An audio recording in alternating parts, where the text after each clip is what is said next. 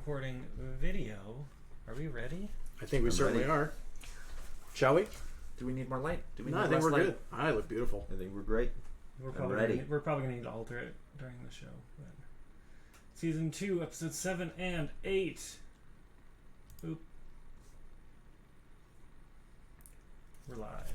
No good of themselves shall a listener hear. Speak of the devil and she shall appear. Live from Portland, Oregon, this is Speak of the Devil, a live stream Dungeons & Dragons 5th edition live play brought to you by Infinity Break, where we're telling stories our own way. This show is broadcast live right here on twitch.tv/Infinity Break Gaming and on infinityBreak.net/SotD. We encourage you all to participate in the adventure by taking the time to talk with each other about the show. We'll be paying attention to the story for the most part, but I'll keep an eye on the chat from time to time. Before we get started, could you please take the time to share our link around to help spread the word so that more people can join us on this devilish adventure? Thank you. We appreciate your support. That was a near flawless intro, Andrew. Good job, Andrew. Let's get right into the adventure. But first things first, we haven't had a chance to stream in a bit. So let's go round table and just talk about who we are, how we're feeling, what we do, who we play, all that jazz. Who are we starting with? Oh, we're starting with you, Tara. What? Oh, me, good old Tara. Somebody at this table had a real exciting end of episode, and I want to save him for last. That's fair. Spoilers. Who was it? Oh, It was me. Yeah, it was John. Well, Can I roll a perception? Johnny had a good time. Johnny had a First good roll time. of the day. Roll perception. Anyway, I'm Tara, and I play the Blade Mage Vermal, who is a tiefling, and apparently, last go around, took a nap on the job during the most important part, so not feeling great about that, even if it was magically induced. Folks, I'm Ben Hamlin. I played Dr. Eden Radford. I recently also fell asleep on the job and almost caused an international incident with a homeless shelter ran by monks. Not an This is an international homeless shelter. We're going. I had no idea. We're going international. This Whoops. is improv. My name is Andrew Akel, and I play Dareth Fenyor, who I'm guessing everyone's talking about. I don't know what they're talking about, but I'm not done yet. I'm sorry. Calm down. Calm down. He's a conflicted warlock who last week killed someone that, well, it could be good, it could be bad. It depends on your perception, your perspective. But we'll find out. And the person to tell us whether or not it will be good or it will be bad. Without further ado, ladies and gentlemen and other identifiers, please welcome to the stage the mastermind behind this misadventure, the devil himself, Johnny Rinaldo. So, last week we left off after Dareth had killed a bar guest in the homeless shelter. It was revealed that bar guest was Gavriel's daughter, Eve. Oh, I was there for that. Sorry. Yeah, you were there. You were asleep. It's fine. Oh yeah, I was canonically out cold. Dareth snuck in using the mustache, and proceeded to have a face-off with Gavriel. And one of them ended up being Nicolas Cage, and the other one left. I appreciate you phrasing it like the mustache was a grappling hook device. Yeah. With the mustache. Was that not how he did it? I have to check my notes. Yeah, I would know. I was right. asleep. So we rejoin the party. The rest of the party has recently just awakened. They walked in just in time to see. Sorry, I was distracted by someone taking a selfie. For marketing purposes. It was going to be a view. They walked in just in time to see the bar guest disintegrating away from eldritch energy, and Gavriel and Dareth's verbal confrontation, and Gavriel leaving. We rejoin. The party is standing by the gate. Dareth is standing in the middle of the courtyard, and there is a deathly silence that is broken when the old man who was to be sacrificed to Eve begins to try to approach Dareth. The illness that plagues him, rendering him so weak that his legs do not work. So he fruitlessly tries to crawl but also does not possess the upper body strength. Please, kill me too. I don't want to go on like this. Don't rob me of my dignity and the comfortable death I was promised.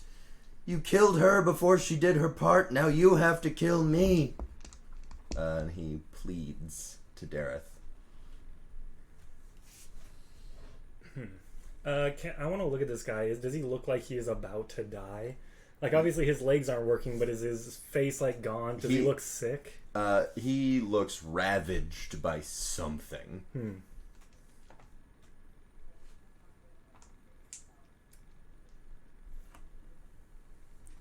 Alright, I'll Eldritch Blast him. Alright. I'm not going to make you roll for that. So you Does he hit? Eldritch Blast the man, and he crumples to the ground. There's another moment of silence, and then murmurs start to emanate from the crowd around you. You can't hear, anything specific, but you do hear one word over and over: murderer. After a bit, a stale piece of bread hits Dareth in the side of the head. And then another. And then there's a small cascade before people run out of things to throw. And you can see a few of the denizens of the shelter looking around for rocks and twigs. This is one of those moments where I have to decide how smart Dareth actually is. Oh god, yeah. Well, smart, not wise. Yeah, but what the fuck does that mean?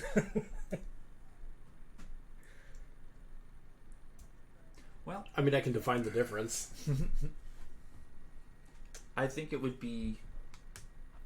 Well, I think it would be wise to vacate the area, so you tell me. That's a smart move. Yeah. Well, Tara, Vermal is awake and there and watching this happen. And said that. I think it would be wise to leave. Yeah, I'm gonna go to leave. I'll head towards Vermal and people at the entrance. You leaving kind of gives people the courage. You had just killed someone, so they weren't trying to piss you off too much. Now that you've turned around, they do start throwing stones and twigs and chasing you out effectively. Okay, if they start throwing rocks, I'm gonna stop and turn around. When you turn around, you see the monks are going through the crowd trying to bring order. People are now turning their attention to the monks, and one of them approaches you kind of like... Dareth looks like he was about to say something and yell at everybody, and then turns and...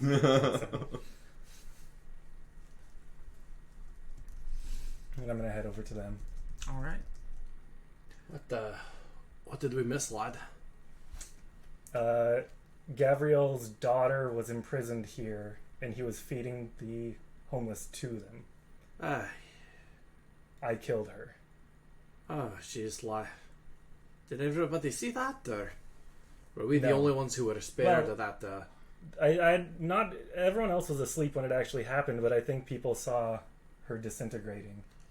So it goes. And then he left, which he walked by you guys, so I'm sure you saw that. So was she the wolf creature they were talking about? Yeah. Wolf goblin thing.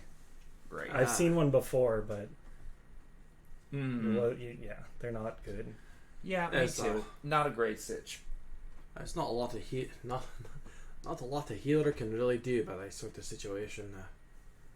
I'm sure you did the right thing, though.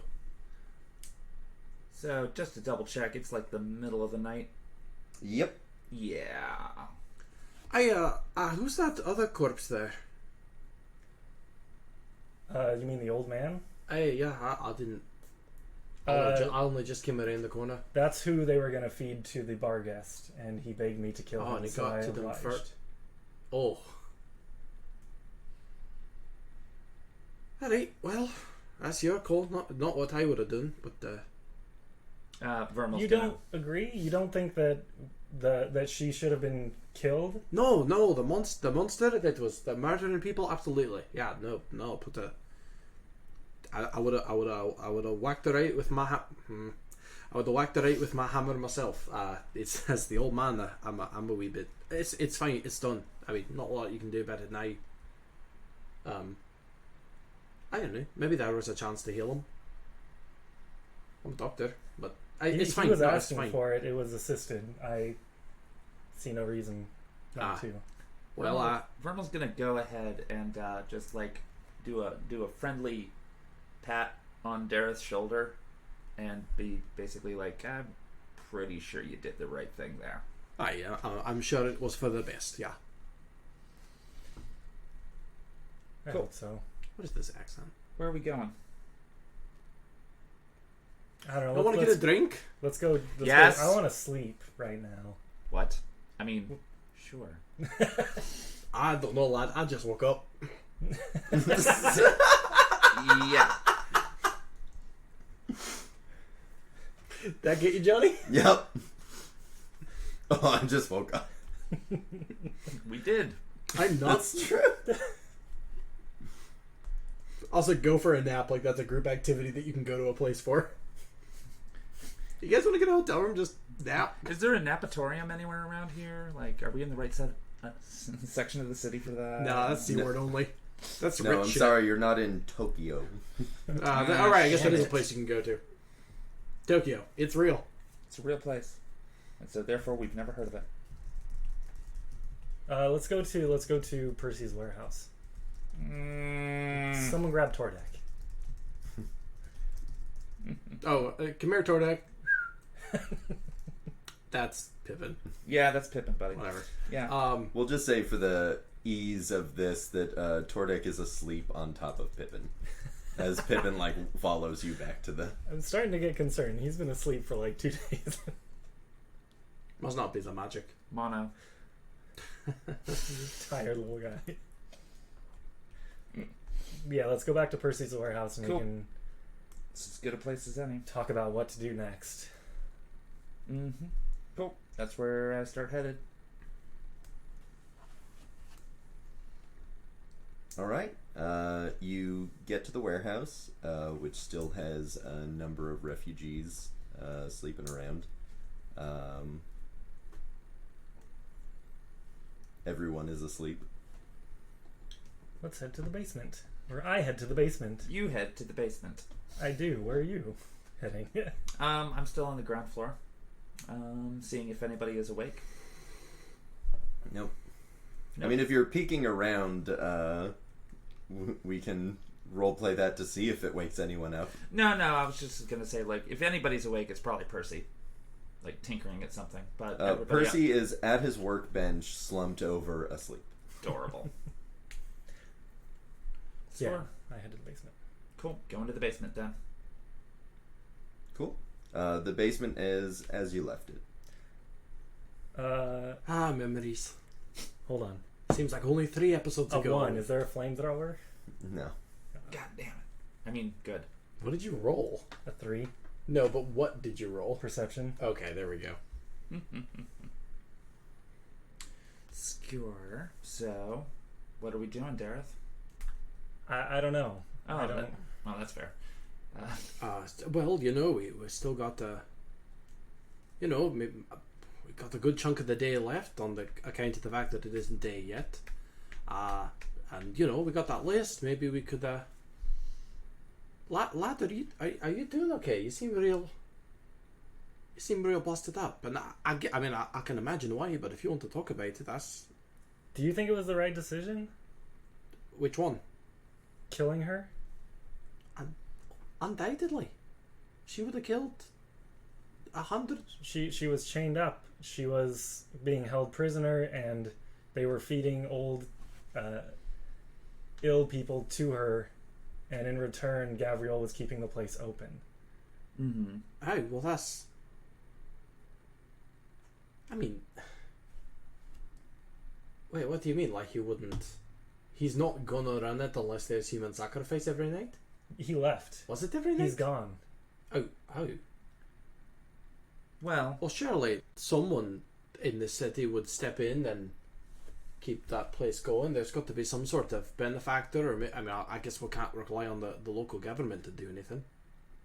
My only thought is Flambos, but we don't know where Flambos is. And I don't know if he even actually has money, but he has friends. I mean, there's a play called It's a Wonderful Life that taught me that having friends is worth a lot more than having money. But it doesn't buy food, though. So sometimes friends do buy you food, but I meant systematically. What are jokes? I say there's like purposely like a dead silence so that Eden will just keep rambling to himself because he's uncomfortable. Alright, so Clarence, he's this angel. He was sent down to stop George Bailey, an elf, from... I love It's a Wonderful Life. So Flambos had supplies hidden underneath the stump where we first met him. And those supplies were to be dispersed amongst the people in the field ward, and I imagine that if they're of any use, some of them can come here, or rather to the homeless camp.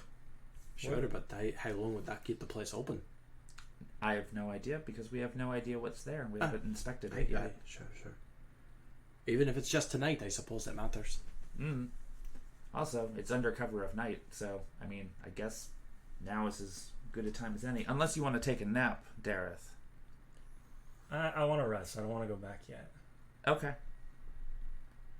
Well, I don't think they want me to go back either. No, probably not there. I meant inspecting the Flambos Gerhardt stash. Oh, we can go do that. Yeah? Lad, if it's too much for you to go back to the shelter, Vermin, I could always drop things off, and you don't have to even be within like 10 square blocks of it. Those people should be grateful for what I did. Yeah. No, undoubtedly. Think of all the people that aren't gonna die. Alright, you know what? If I can be honest with you, it sounds like the person that had the problem is, what was his name? Galadriel? That's Gabriel. No, it's Galadriel now. No. Gabriel. You know who had the problem? You know who was causing that problem? Gabriel. It's his own fault for walking away. It's not like his daughter being alive or not. Well, now this does make me sound like an ass. It's not like his daughter being alive or not is what's keeping him tethered to that place. He could have chosen to stay. It was. He didn't. He's the asshole, not you. You see what I'm getting at? He's the one being a selfish bastard. Yeah, but regardless now, those people are probably going to not have a place to go. They're going to be stuck. I mean... yeah. That's all Aiden's got. Someone contradicted him, and he has no defense for that. We should. No, we shouldn't. Okay. I guess I'm just looking for some sort of confirmation that what I did was right. Because, like, I was in there and I was trying to decide, do I kill this person? Which, she was in pain. She wanted to die. She asked me to kill her. I should clarify that. I just want some sort of confirmation that what I did was the right thing to do. Because I'd be lying if I said that your and Vermal's words were not going through my head in that moment. What does validation look like for you in this case? Someone being glad for what I did? One of the people there? Oh, sure, I'll crack open a whiskey and throw a little party popper in the air. I mean... Not you. Yeah, not me, I know. I'm just trying to help. Dareth, sometimes, even if you do what you think is right, you can't foresee the repercussions of that. And if people are going to misunderstand you and your intentions, that's really their problem and not your fault. Aye, what Vanwell said. I don't think that one person's life is worth more than other people's lives. And I don't think that people dying was worth another person living. No, we can agree on that. They'll realize in time. When their friends stop going missing in the dead of night, they'll realize. Yeah. I don't think I'm going to get a thank you card. Well, for one, we don't have a permanent address, so I wouldn't expect the Waterdeep mail system to find us anyway. Dareth is going to go over to... he had a chair in the corner that he was sitting in before, and some cold fish and chips sitting on the ground. Are they rotting at this point? Yeah. There's It's been about a day. There's a small swarm of flies. He doesn't seem to notice them, but he's going to go sit in the chair and pull out his book and start reading. All right. Well, I'm gonna head back upstairs and outside. When Dareth opens his book, the very first page is a informational thing on Bargas. Oh, I read it. You learn some stuff about Bargas. Cool. We don't need to do that on air. Does it make me feel better? Because they're bad, aren't they? Yeah, so the Bargas life cycle, I guess we are doing this on air. Yeah, is, I want to know. Generally, they adult Bargas go off to their own dimension where they reproduce in that dimension, and then the baby Bargas come back to this dimension and just consume things until they get big enough that they go back to their original dimension. And the more powerful the person or creature or whatever they consume is, the more it grows, the more quickly they grow from it. But since she was kept in a permanently malnourished state, She was never powerful enough to go back. well, Eden doesn't know that, or that you just read that, so cannot comment. But yeah, effectively that being fed weak things would keep her nutritionally alive, but that the actual thing that drives a Bargas life force was not being supplied. Got it. Those were not powerful beings. They were sick and dying. Yeah. And so she inherited that. Ooh. Gabriel, you ass. That's what I said. I just want to let you know, Andrew, that while Eden Radford supports your character, and Ben supports your character, the IB Twitter is being real mean about it. Fucking assholes. Yeah. You know, the guy who runs that is just a dick.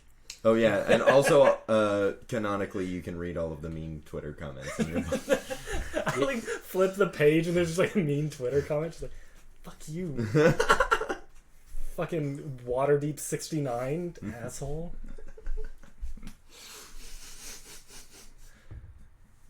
Anyway, time to announce my resignation from the Twitter. No.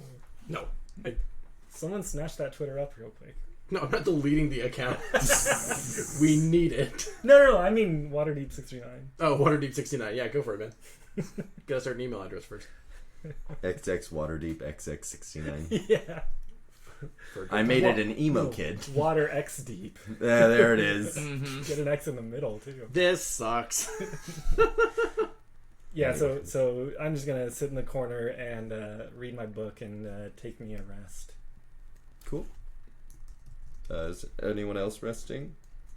No, just sleep. Yeah, I totally just woke up. Well, it's like the middle of the night, so yeah. I mean, you were only asleep for an hour. Okay, then I go back to bed. Well, I'm going to go back to bed. He takes off the kilt, folds it up neatly, thump. And once again, we are revisited by the leather shamrock underwear. Those have got to be rough by now. Yeah. No, I gotta... No. Johnny, could we retcon that when I got my new wardrobe, I also asked for self-cleaning leather shamrock boxers? You know, just in case. I will even subtract more gold from my bank just so my dick doesn't smell. There is another... The doctor removes his kilt, revealing a newer, fresher, improved leather pair of shamrock underwear.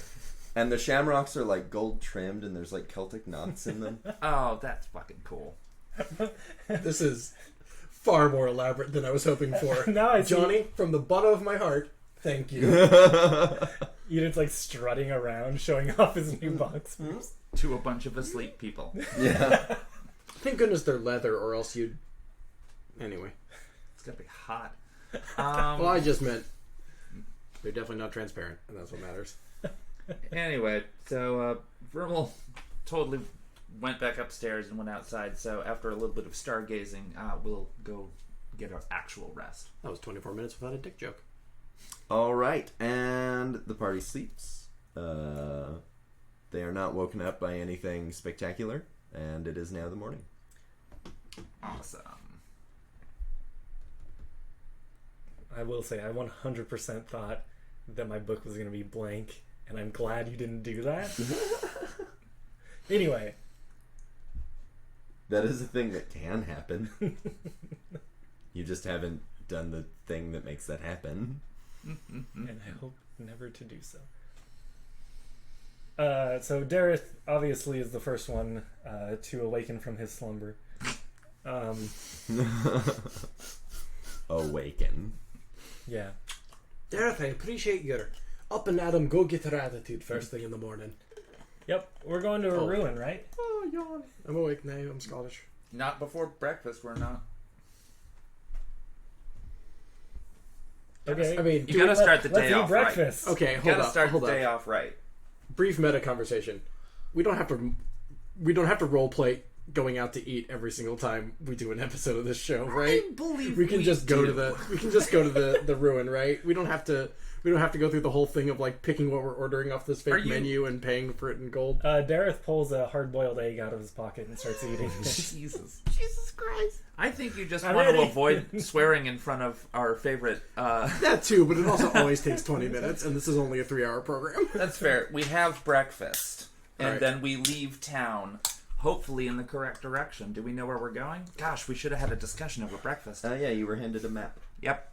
Right. You were Outside. handed a map by a bashful Nothic Bashful Nothic. Who That got a is- who shoe? got a fucking book thrown A at him. book. A book. Yes. Do you guys want to start a band? The Bashful Nothics. Yes. Wait, who's the front man? That's I am. adorable. Or Lighty, sorry. I am. Dareth Venure and the Bashful Nothics. Wow, that actually works. That really works. Tara, I'm going to commission a design from you shortly. God, I've got so many drawings that I still need to do for y'all. Shortly means like November. Oh, okay. Yes. That's a t-shirt design. Is what that is. When no one remembers it. Nope, I'm doing it. I'm writing this down. Oh no. Anyway. I'm not going to pay for that. That was a joke. Oh, No, wait, no, it's wait, gorgeous. wait. Before we go to the ruin, we need to go to the stump. Oh, yes. We should do that before we leave. Yeah, I was going to do that under cover of night, but we can go when it's surrounded by people. Sure. The ruin is to the north, so it's literally on the way. Sure, but we have to go to the stump and then go back into the town because we want to take the stump is supplies in to them, don't we? It's in the field ward, and the first instructions were to disperse it to the people in the field ward. I mean, at the very least, we could check it out on the way. Well, I'm saying I think we should get that and give it to the people in the homeless shelter before we leave. Sure, if you want to. Yeah, let's go head there and check it out anyway. All right, you head to the field ward, which is newly under a much heavier guard. You do notice that the guards on the walls are facing in at the field ward, not out at the where attacks come from. You see people slowly rebuilding the small, ramshackle structures that you had become familiar with. There is significantly less people, and it seems much less like a party and much more like a slum. So these people could probably use these supplies too. Yeah. And all the guards are watching the interior. Well, fuck them. Well, no, I would not wish to reward them for any sort of bad behavior. Dareth, it goes right over Dareth's head. No, that's fair. That's totally fair. Hold on, I'm sorry. You think you're so goddamn funny, don't you, Tara? I know I'm goddamn funny. Anyway.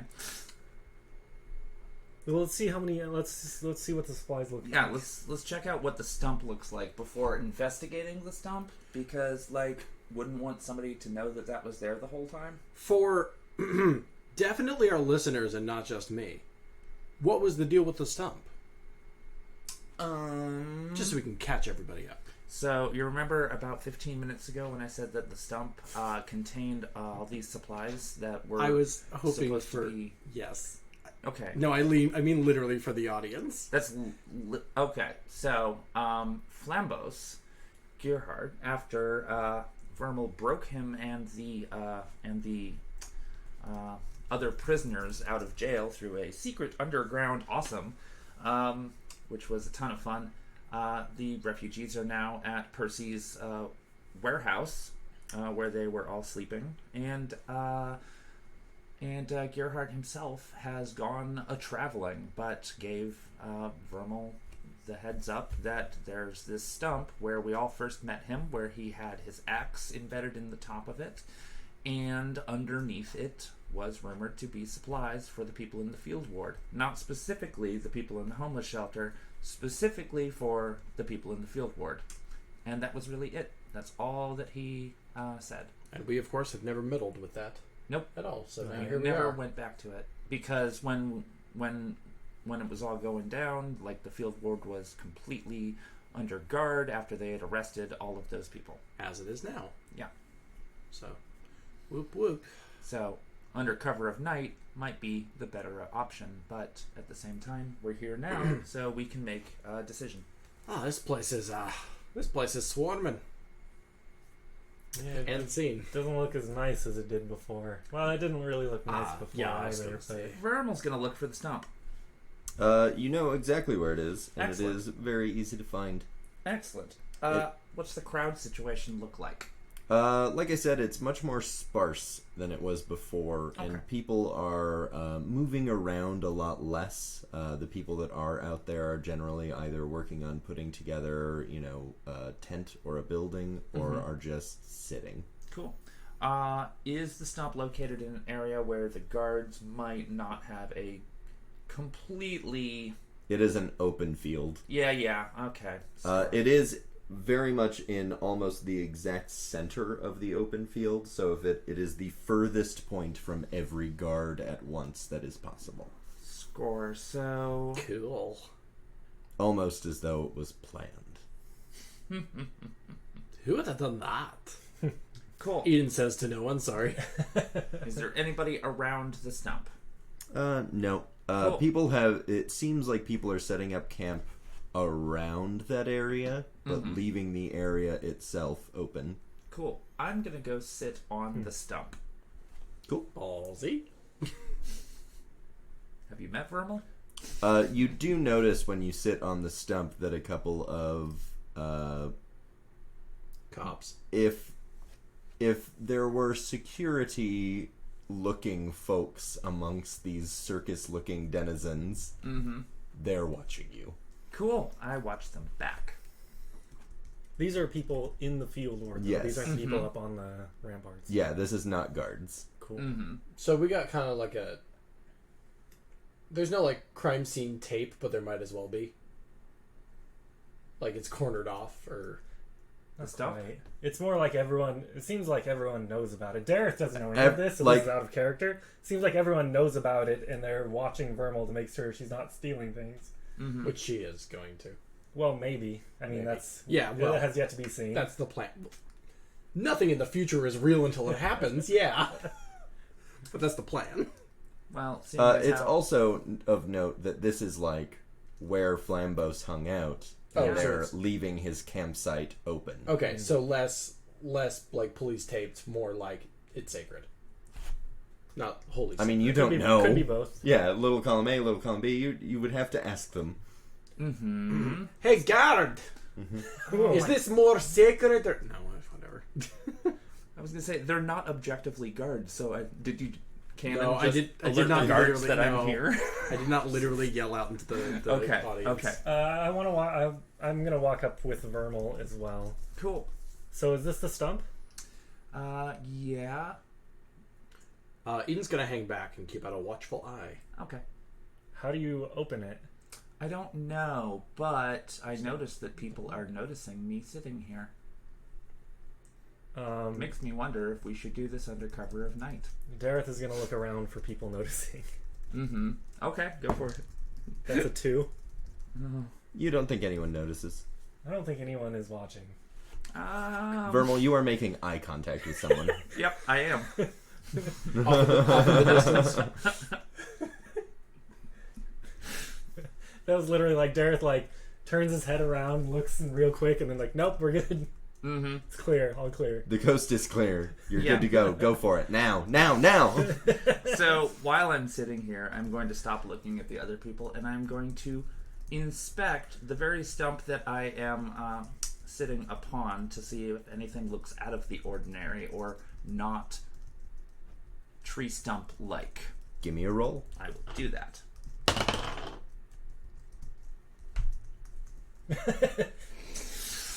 Folks, That looks like a natural 20 to me. That is the body language of a natural Nobody's 20. watching, and that's a natural 20. So that was a 1, Johnny. That was a 1 because I am nothing if not honest about my rolls. what was that a roll for one more time? Perceiving the stump that I am sitting on. Okay. Better that than sleight of hand. 1, it's a stump. Yeah. 2, while you're kind of, leaning over looking for, you fall over off the stump. Sick. Really embarrassingly while people are watching you. I completely get up and pretend that didn't happen. Have y'all ever been so bad at eyes that you hurt yourself physically? Roll for pretending it didn't happen. That's deception. Do I want to use the same D20? That's self-deception. Self-deception. Okay, that was a 9. Everybody knows. Also, I noticed that when I roll on this surface, it tends to come to a stop and then slide. It doesn't actually wind up bouncing. So I might want to use that. You are more than welcome to show You this absolutely should for also sound purposes. Awesome. That's great. Anyway, so Are you okay? after a 9 of pretending that didn't happen. 9 of pretending that didn't happen is like slowly trying to get up and like struggling and then getting up and you're like brushing the dirt off of you. Cool. I'm gonna look around for somebody who's still watching me. Several people. Excellent. Actually, more people now. Excellent. I'm just gonna like wave it off with a smile, like ha, yeah, and then walk over to Eden. Dareth is entirely fooled.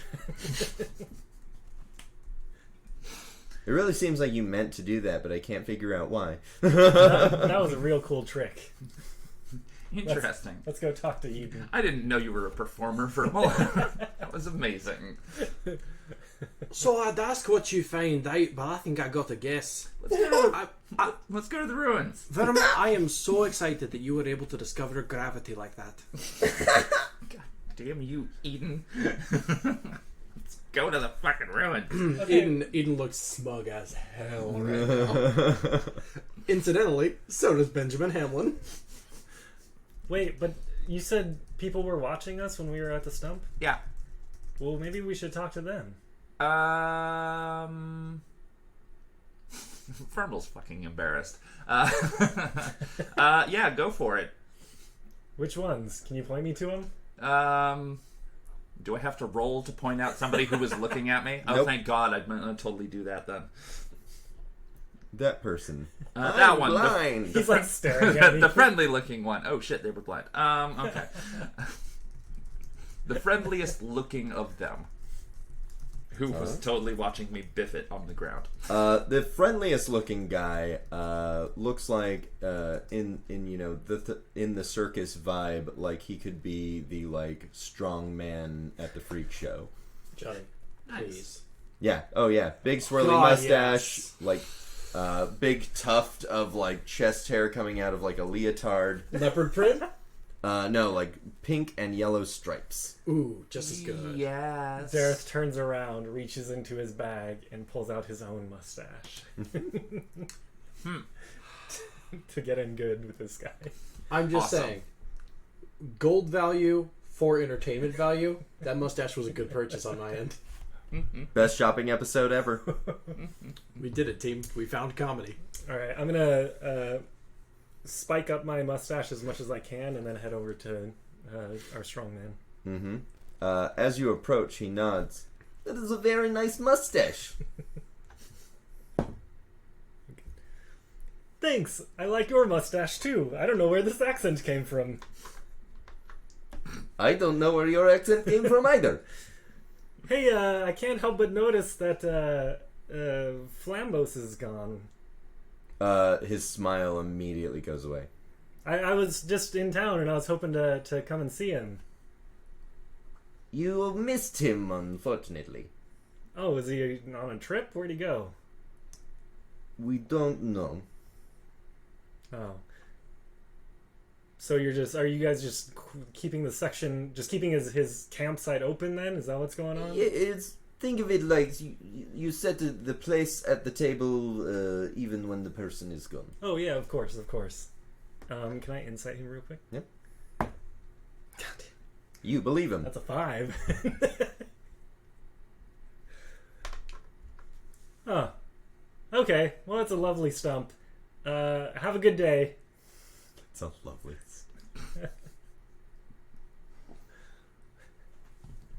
And then I'll turn and head back. We appear to be physically harming Johnny today.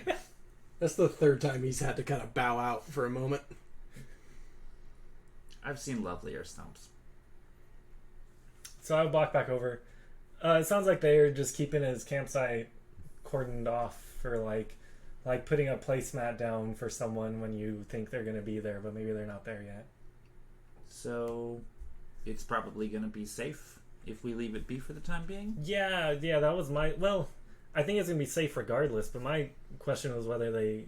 And I'm going to say this quietly. Whether they know about what's in the stump or not, the supplies. Mm-hmm. Right, and of course, surely asking about it is going to alert people that that it's there in the first place if they didn't already know. Mm-hmm. Cool. Well, That's fun. Seeing as how it's meant for dispersal to the people, and you have already spoken with what seemed like a trustworthy individual. He was a people. Yeah, he has a mustache. It was a nice mustache. It was a very nice mustache. Well, Flambeau said that we should disperse the supplies to them. What if we just let somebody trustworthy know that they're there in the first place, since that was his intention anyway? How do we know who's going to be trustworthy? Who's actually going to do that? And besides, we were talking about taking those supplies inside to the homeless shelter. Yeah, some of them. But I don't want to betray Flambeau's trust in our getting those supplies to the field ward either. Okay, I think he'd be fine with us giving some to the homeless shelter, but I guess we can split them? I mean, yeah, in some sort of fair way. I think that's relatively reasonable. I mean, what about that strong mustache-looking guy you were just talking to? Did he seem like he was trustworthy? Like a friend of Flambeau's? Yeah, like I said, he said that they were leaving a placemat out for Flambeau's. So, to me, that says trustworthy, and he seemed like a trustworthy guy. Okay. Well, I mean, if it's all the same to the rest of us, we could... I could just go over there and deliver the message and see if he seems amenable, and then we can get going after those ruins to get the book for Braxis? I think that's whose name it was. Abraxas. Abraxas. The librarian, listeners. Mm-hmm. Yeah, I think that sounds good enough. Compliment his mustache. Oh, That's a good in. sure. Men. That's how we do. Cool. So Vermal's going to go over to the strongman. As you approach, oh, are you okay? You took a little fall. Yeah, I did. So... Normally, people around here, we don't sit on that stump. Mm-hmm. Yeah, I mean, I could see why. I mean, it's obviously not entirely stable. Or is karmic retribution? Yeah, why not? Vermal canonically does not believe in karma. So I gather you were a friend of Flambeau's. Hey, everyone in Field Ward is friend of Flambeau's. Mm-hmm. So I just wanted to find somebody that I could convey some information from Flambeau's to. And you seem to be a nice individual who will do the right thing. Am I mistaken? You Flambos. I did. Our adventuring party has, like, he invited us down to sit with him at camp once, and he shared ale and stories and wisdom with us, and we have a hearty respect for Flambos. That sounds like him. Yeah. But unfortunately, you may recall the guards were rounding up people in the field ward a couple days ago. He looks visibly angry as you start mentioning that. Mm-hmm. But I wanted to let you know that through happenstance and perhaps karma, please don't make me roll for diplomacy, but I happened to find a passage into the prison system, and so just wanted to let you know that Flambos is safe. We managed to get some people out of the prison that were also part of the field ward, and they are hidden away elsewhere in the city for the time being.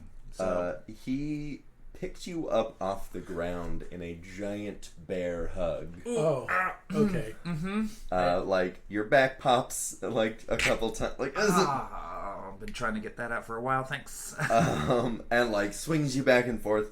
Oh, thank you. This is such good news. Eden! There, he's attacking her. Eldritch Blast. Eden pulls out his teleporting lance. Which, hey, thanks for mentioning in the chat today, the teleporting lance. That was Tara. That was Hey, thanks for mentioning in the chat today, the teleporting lance, because I forgot I had that, actually. Yep. I wanted to make sure. We have not gotten in combat in a while. Mm-hmm. Anyway, teleporting lance. Anyway, long range combat. I'm committing to this bit. So anyway, Oh wait, he put her back down. We're good. Yeah, am I put back down yet? I didn't mean to pocket that like a... And like then a you 6-shooter. teleport to your own pocket. Oh god, paradox. Eden like flips it around like a 6-shooter and puts it like at his like side holster. And just for a moment, he doesn't physically teleport, but for a second, it appears without his control, he just kind of goes, Just blinks out of existence in a pair. So you drop it and you teleport over 1 foot. Yep. Less than that. So anyway, so Flambos has left the city. He said he was going to go traveling and did not tell me where to, but he did say that there are supplies for the people of the field ward somehow hidden underneath that stump. So I was investigating it to see if there was anything different about that stump, but nothing jumped out to me, so I figured I would give the message to a friend of his. Oh, well, I suggest being a little less obvious about it next time. But yes, I will make sure the people who need to know that, they know. I greatly appreciate it, but I also had a favor that I wished to ask of you while we were on the subject of these supplies for the field ward. And the authority figure, well, not authority, the person in charge of the homeless camp, a bunch of monks down south, perhaps you're aware of that? Yes. So there is now a leadership vacuum there, and they are not going to have their beneficiary providing supplies to them anymore, and I was wondering if perhaps some of these supplies, if there's enough to go around, could be shared with them, because they're about to come upon even harder times. He pauses for a moment and leans in and speaks very quietly. I understand you might not have known Flambos incredibly well. I do not think any supplies that he would have left us are the kind of supplies that would help with that. Oh.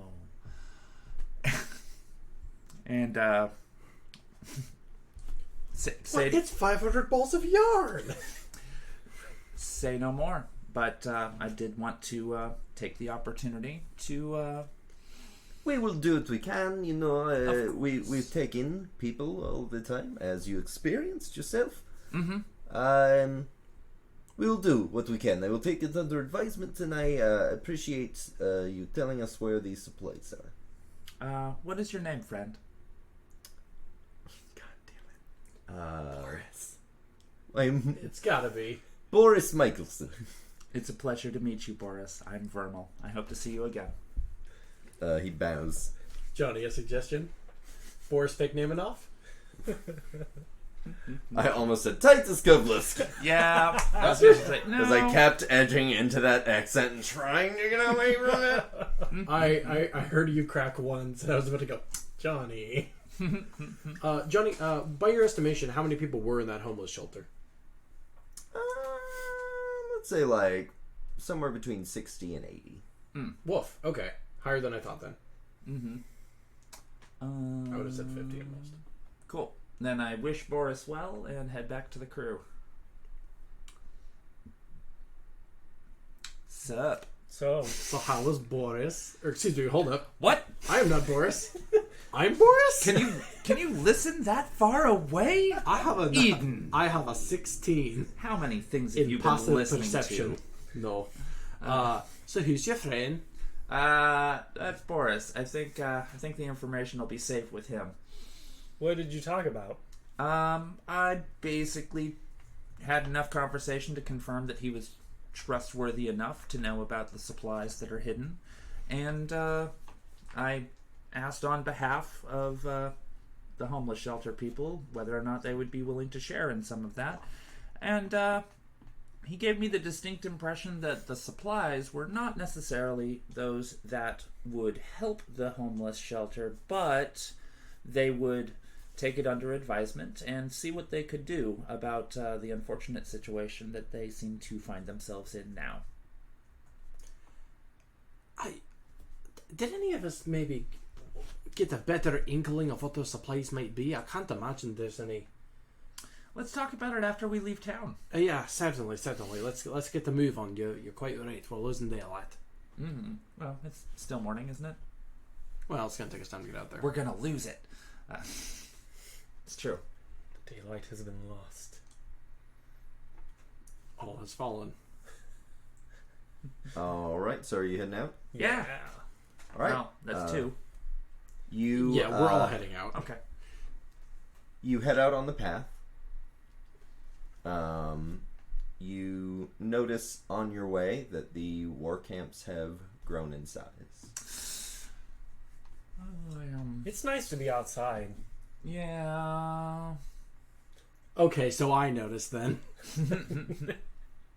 No, I totally noticed.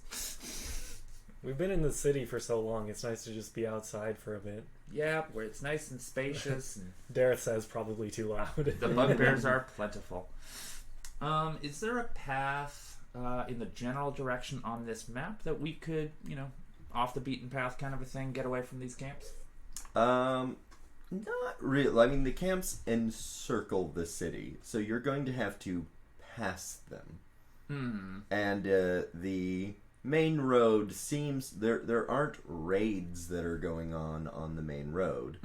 There was the single attack, which was in response to something you did. That was on the south end of the city, though, right? I mean, I'm sure word has traveled.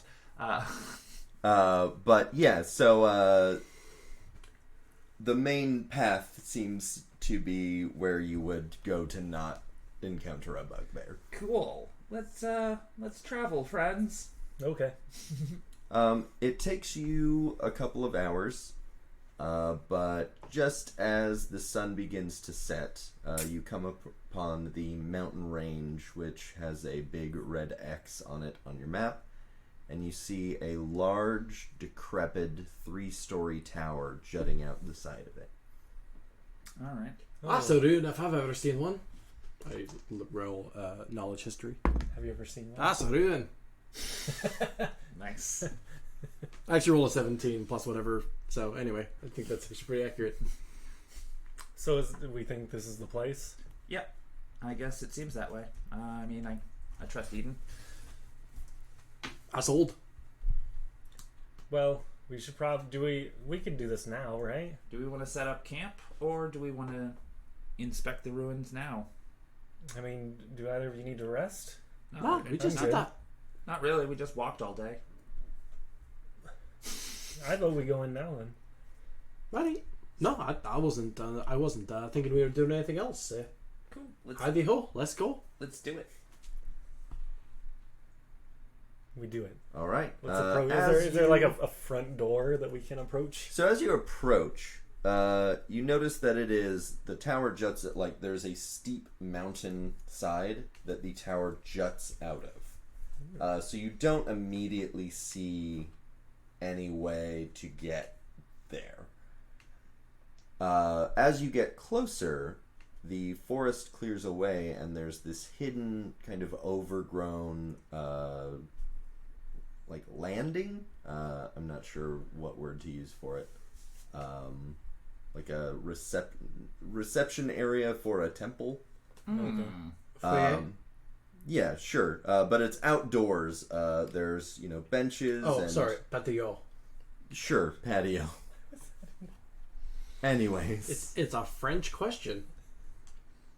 Both answers were French. Basically a large courtyard. There's benches that are broken. So like patio very furniture. arches and carvings that you could tell were at one time very beautiful. A fountain area that the water has gone black and moldy, and there's like small bugs swarming around it. And in the center of the fountain is this large statue of, it looks like a bear. It is almost like rainbow colored. Think like an oil slick, sort of. And the hair on the bear's back goes up into almost a mohawk. Well, this place has gone to shit. This bear looks cool. Dichotomy. And if everyone wants to give me a religion check. I'm good at that. Oh, thank you. Go first, actually. I need to look at my modifier. Oh, okay, because I don't think I have one. That is a 24. Oh, I do actually have one. Go for it. Wow, 6. I got a 17. All right, so Gareth, Hello. Huh. you know that you immediately upon seeing that statue, you're like, there's only one bear that looks like that. This must be a temple to Aku, the bear god. Oh, there's only one. Like, you guys know what that is? It's a That's bear a bear. statue. Right. No, but like beyond that. No. Oh, those are some benches. No. The statue is for Aku, the bear god. Oh. Oh, a religion. Better Got it. got to what? Better got to what? Bears. You know what? It was a stupid question, and I'm sorry I asked it.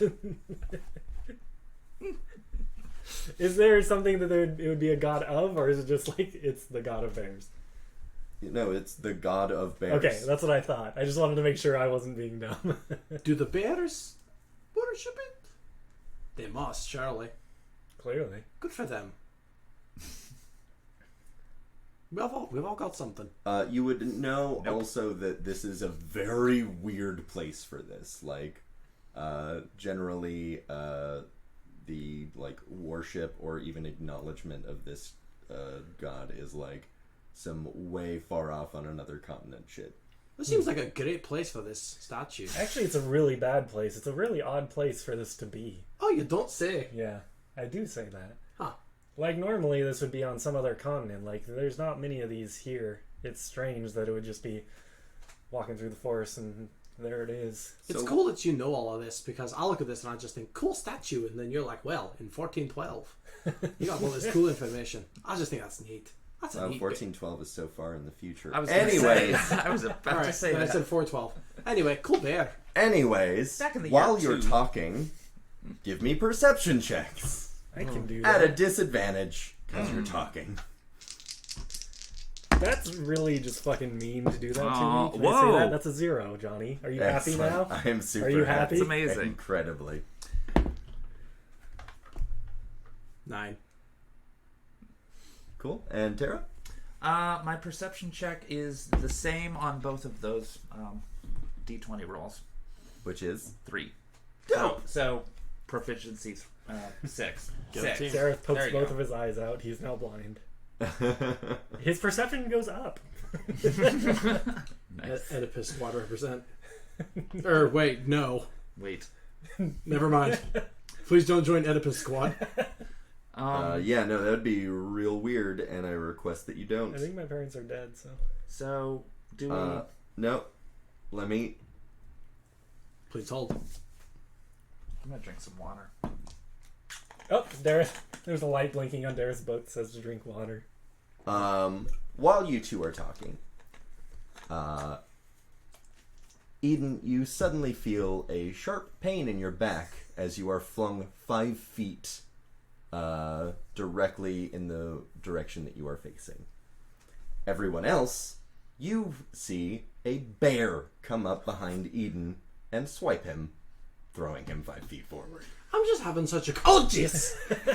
Pretty Oh, sure. that's really nice that you know about this place, and you're just like, oh, it's in 412. Blah! I thought my version was better. I'm pretty sure I didn't see that. But I think my version was better. Yeah, you're just sitting there with your book out. And you're like, yeah, you can see by the architecture. And then like As Eden jumps where he's forward. pointing, that's where Eden falls forward. Yeah, Like, Eden, I was trying to.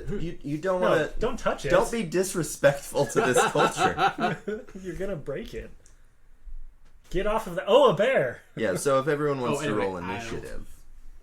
Oh, and also you take. Alright, whatever. Oops, sorry.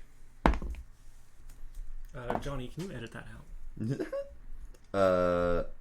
You take Give it to me straight. 11 damage. Wow! Could you give it to me a little less straight?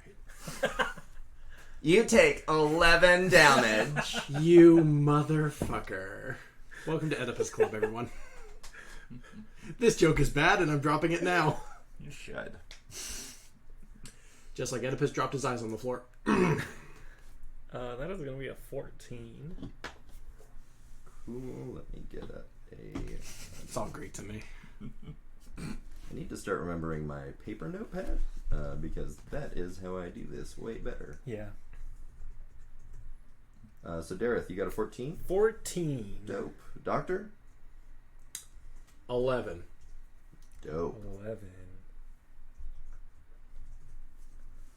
All right. And Vermal? 16. 16. Fucking brag about it. Jeez, seriously. I waited till last. All right. Vermal. Cool. So the bear doesn't get another turn I'm getting? Nope. Excellent. Cool. I'm gonna say fucking bear. And run. And out of curiosity, are there stairs leading up to this temple? So this is like that you're at a courtyard. Mm-hmm. At the focal point of the courtyard is the opening to a cave Okay. that seems to go into the mountain directly underneath the tower. Mm-hmm. Okay.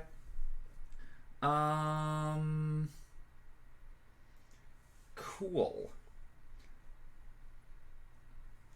I would like to try to persuade the bear to stop attacking. All right. Can you not? 1 second. No, the trick is to be larger than the bear. Or to play dead. I don't remember which one it is. Tara, how the fuck? All right. Pretend that you're bigger than the bear and dead. How's that how that works? Oh, okay. No, I was just gonna go ahead and speak in common, just because it seems to be a guardian of a bear temple or something.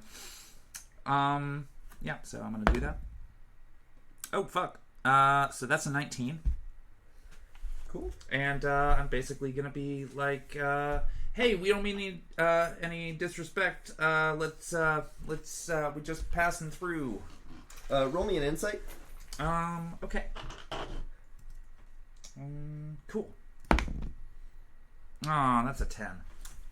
You know, with your 10, that this bear does not seem to understand your words because it's a fucking bear. Cool. Well, good attempt, though. Yeah, well, okay. It was a good idea. And that's your turn? That's my turn. All right, Dareth. Jareth, seeing the attempts at diplomacy fail, is going to shrug. He is going to stretch his hex muscles and cast hex on it, and then Eldritch Blast it. Eldritch Blade. Blazed. Where did the weird Scandinavian pronunciation of that I don't know, but I've Nikki. always loved it. Eldritch that's right. Blast. Eldritch Blade. Pathfinder? That is a nat 20 on one of them. And the other one is going to be a 17. All right. Those both hit. Cool. Let me re-roll that damage because it's nat 20. So that's going to be a 10 plus 7. So that's 17 plus 5 is 22 plus 9. So that's going to be 31 force damage. All right. Are you pushing the bear back? Yeah, sure. All right. You hit the bear with both Eldritch Blasts, pushing it back. It lands rather dramatically, dragging its claws against the stone, trying to stop itself. And then begins to start moving forward again. It looks very hurt. Doctor. Alright, well, Eden dusts himself off as he gets up off the ground, and then using his magical electrical warhammer, just goes in for a charge and a whack. All right. Going in Whack for it. For a charge. you Whack know it good. Thank you, Johnny. I intend to. Boy, howdy, it's been a while since I've rolled for this character. I'm going to do both attacks at once. They're both bad. Well, it's a bear. This might hit. What is it? It's a... Well, that'd be a 9 and a 13? No. Okay. Absolutely not. Okay. Thought 13 might have. No. It's chill. All right. It is the bear's turn. The bear is going to charge at Dareth, Oh. the Hey. person that just damaged him. Don't do that. alive. For now. I'm also going to say that that hex is a strength hex, so if they make a strength ability check, All right. disadvantage. Just throwing that out there just in case, you know. My AC is 16. All right. So one of these hit, Ow. and that's going to be for 9 damage. It's cool. It's cool. And then Oh no, I don't like and thens.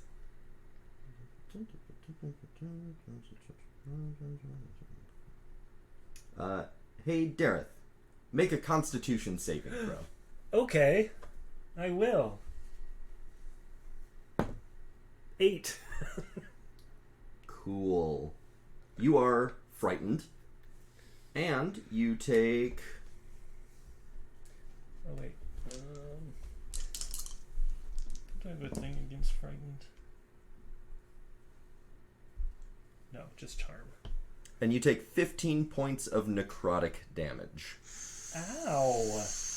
As you look up directly into the eyes of a Bodak. Oh no. Oh no. Why, Johnny, though? Why would you do this? Johnny, why though, please? Okay. Dareth doesn't know what this is, but... But you do! Do you So want yeah. to describe what I see? Yeah, please. Oh, I was asking if you wanted to. Oh, Or do you yeah, want me okay, to? sorry, yeah, for the listeners who don't know what a Bodak is, they're kind of, think like the Scream mask, but like an actual, like, zombie sort of person's face melted into that actually, because it, like, decomposed over time.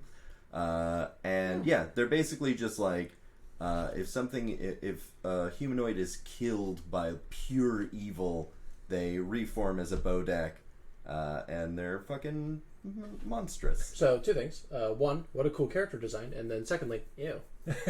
Yeah. That's the appropriate response. I completely have just gotten flashbacks to various Japanese horror movies. Well, I think the most appropriate response in character would be, ah! Not just, ew, but What yes. the fuck? That was your first time seeing that? Yup. Dareth has seen some fucked up shit. For clarification's purposes, Dareth sees this. Mm-hmm. Is it the bear, or is it its own thing? It's its own thing. There's a bear and a bodak. Okay, fair enough. Fair enough. So good. All right. No. So, top of the turn order, Vermal. Sweet. So I see a bodak. You sure do. Is it next to the bear? No, it is off in the trees. Oh, it's off in the trees. Yep. So the bear is still the most immediate threat? Yep. Okay. Bear is like very close to you. I assume you three were walking, within 10 feet of each other. Yeah. Yeah, So we're you all are friends within here. 10 feet of it. Okay. Great. Awesome, cool. Excellent. Cool. I am going to I'm gonna do my two-handed sword. Actually, you can see the bodak, and you just started your turn. So make a Constitution saving throw. Oh, okay. Score. So that's not gonna be fantastic, but okay. That's definitely not fantastic. That would be a 7. Yeah. You are going to take 17 necrotic damage. Fuck. Just by looking at it? Yes. Alright, I've got to do math over here.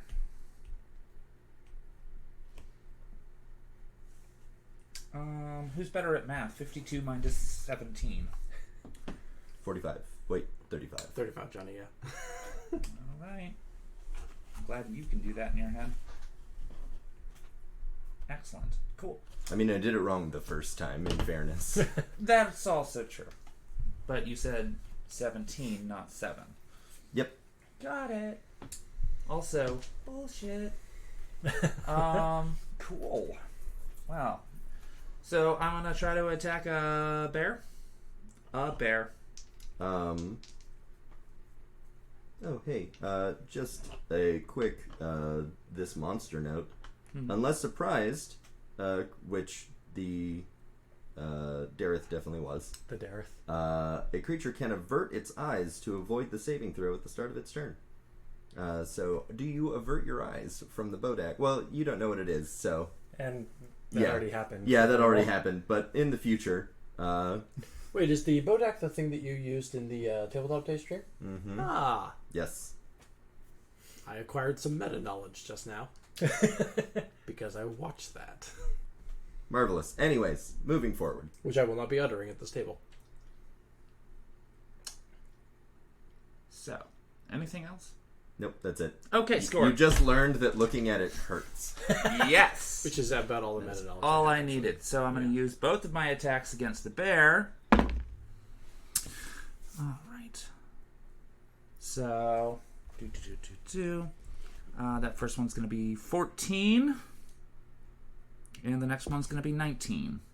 Those both hit. Excellent. Nice. One of the damages is a 11. And the other one is merely a 9.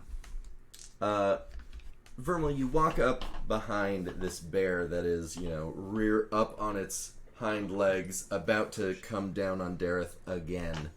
And you just put the sword where it goes. Yay! I haven't done that in forever. This goes here. And the bear collapses. Real quick, I'm gonna roll to make see if I break concentration. I'm good. Because I took damage. Alright, Dareth. Holy shit, it's my turn again? Okay, so here's the thing. I don't know if Dareth understands that looking at it is what took the damage, so I'm gonna roll a check to see if he gets it. Seems like wisdom to me, doesn't it? Sure. I mean, it seems Nope. like... I was going to say seems like intelligence, but it doesn't matter. Yeah, it effectively turned out Not to with be- that roll. Yeah. Yeah, Dareth is gonna look right at it. Constitution saving throw. That'd be 14. The saving throw. Yeah. So, with the bear dead, I'm going to move my hex to this thing and then blast it. And that is going to be a 10 No. and a 19. And a no. Wait, oh yeah, the 19 definitely. Oh my god! Oh wow, that would have been a really overpowered bow. So that's going to be 12 damage. Alright. And I want to push it back, just cause. Alright. It is further back in the trees.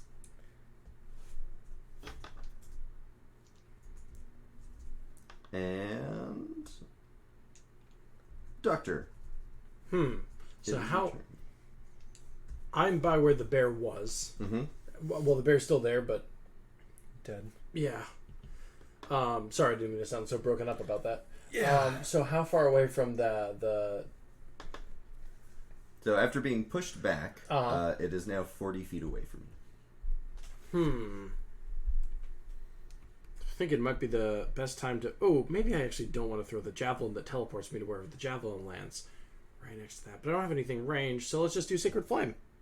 Cool. So you look at the bow deck. Does it have to be direct eye contact, or can I just see it out of the corner of my eyes? If you can see its eyes. But here's the fun fact, is it is now 40 feet away from you. So you do look at it, and nothing happens. Lovely. Otherwise, I was going to have Eden, like, Which- kind of... You have not talked to your compatriots about the other things, so you just think that this is just a monster that you're fighting. Right, yeah, fair enough. I wouldn't have cause to, Yeah, Eden... Everyone's like, don't look. Oh, you're fine. all right, well, Sacred Flame, go ahead and roll the DC thing. Yeah. It's 15, right? 14. Say my notes, but my notes might be wrong. All right. Well, it doesn't make it either way. Lovely. Where are my little triangles? They're there. Huh? Where are my little triangles? I love that. That would be 9. Marvelous. 9 radiant. 9 radiant damage, of course, yes. Cool. That's why I do It takes 9 damage. Okay.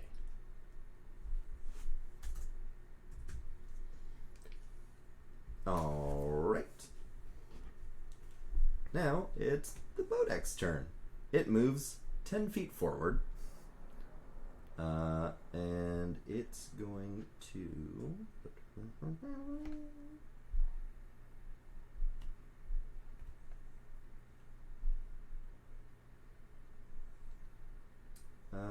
let's go with... Doctor. Doctor. Make a Constitution saving throw. Alright. For Dareth or for me? Oh, for me. Okay. How do you... Whatever. That is a nat 20 face if I've ever seen one. That's a nat 1 face if I've ever seen one. Johnny knows me better. It was that one. No, I was giving you the I opportunity know you to were. lie. I'm a very honest person. I don't lie. It's like you've never played D&D. Roll to deceive the DM. So I understand that there aren't like explicit rules for rolling a 1 on a saving throw, but I'm just gonna go max damage. I feel like is The one just means it's an I automatic am fail. fucking delicate, lad. Mm-hmm. Eden cries out to God. no, I'm not gonna do that to you because Do it. you'll fucking die. I'm the healer, Johnny. You are so lucky. It rolled super poorly. You take 5 damage. 5 damage? That's it? 2 1s and a 3 Wow. on D10. I got nearly half of my fucking life taken. I'm interested to know what it rolled on me. Tara, I'm not doing that much better. We're at the same level, buddy. All right. fucked. It is Vermal's turn. Oh, fucking fantastic. Do you have something to tell me about where you're looking? I'm averting my eyes, and Dope. I am casting Cure Wounds on myself. Double dope. Because fuck this shit. Cool, so that was fucking 7. We heard your No, actually, that was 8. That was 8, so I get 8 hit points back. Because of reasons. Cool, and now I am at 43, which is a lot nicer. Score. And casting that is an action, so I'm not really doing much of else. Dope. Dareth. Dareth, does he understand yet? Yeah, he probably understands. What do you think? 13? Yeah. Okay. I mean, that would make the save on the thing. No, that's a good point. So I think that makes the save on understanding the thing. Okay, so Dareth will avert his eyes and attempt to Eldritch Blast it. So this is the first roll. That's a disadvantage. Yeah, that's what I rolled. Yeah. So that's going to be a 16. That hits. That is going to be for 12 damage. And then my second one. That is going to be an 11. That does not hit. Boo. I really want to bust out some of the spells I haven't gotten to use yet, but I'm going to save them. I mean, you told me there was a spell you wanted to use, and I thought about this instance. Yeah, but it's only one. It's only one bad guy. We'll see what happens. Doctor. What a delightfully vague conversation Look, for the rest of the people at this table. Let's just say I've got a spell slot in my back pocket, and it's for one of you. Not one of you. One of the bad guys. One of the I've audience. got something It might get you Yeah, too. Like, let's be honest. I like how both of us immediately just shoot him a look like, what the fuck does that mean? What a delightfully vague and threatening sentiment to be declared at the table. What Just a vaguely openly. threatenly. He just fucking said it. So, Doctor. I'm here, Johnny. What It's you your doing? turn. Great. Well, we're gonna fucking do Radiant Flame again. Sacred Flame, in fact, even. He does not make the save. Lovely. Let's do another 7 points of radiant damage. Boom. Marvelous. Yeah. Descends upon him. While Eden kind of has one hand up, maybe to prevent accidental eye contact, maybe to hide his own eyes from the radiant flame. Either way, works both ways. But he is, just shooting him out like a flamethrower out of almost the tip of his hand, which is called a finger. I just meant his palm. Cool. It is the Bodek's turn. Those of you with a passive wisdom above 12. Is that me? That's me. No, that's not me. That's me. Not Dareth. Yeah, there's a shorter way to say that. The bear is sitting in a pool of blood. Mm.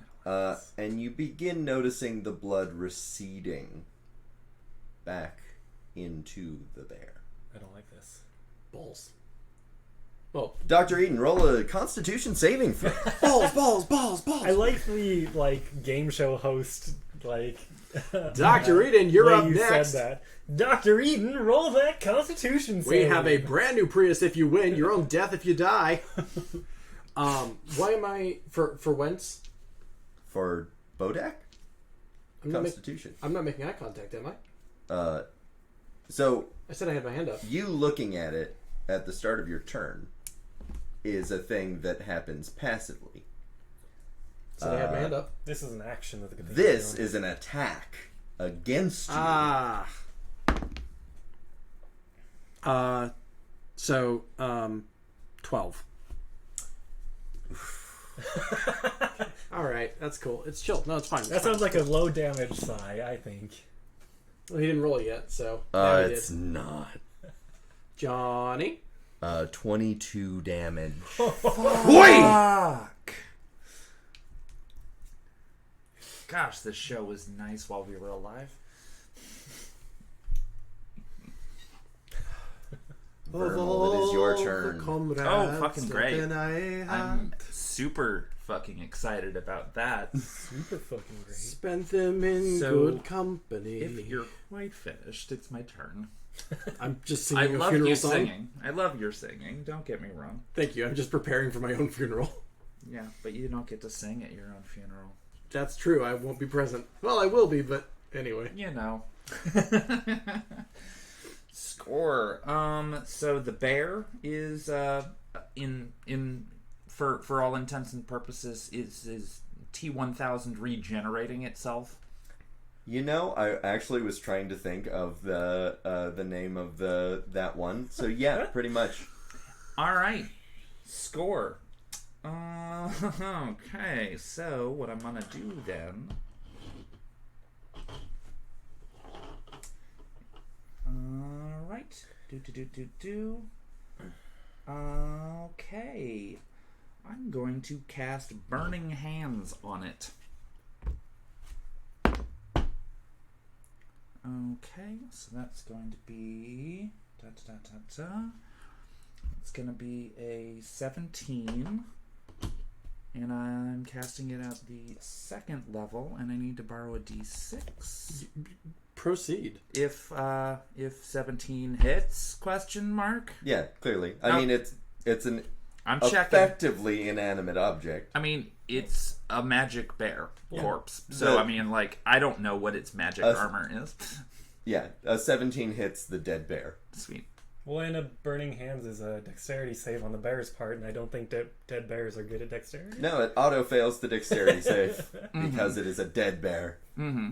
But, you know, currently. Immolating a corpse is the intention here. Yeah. Do you guys want to start a new band? Immolating the corpse is the intention?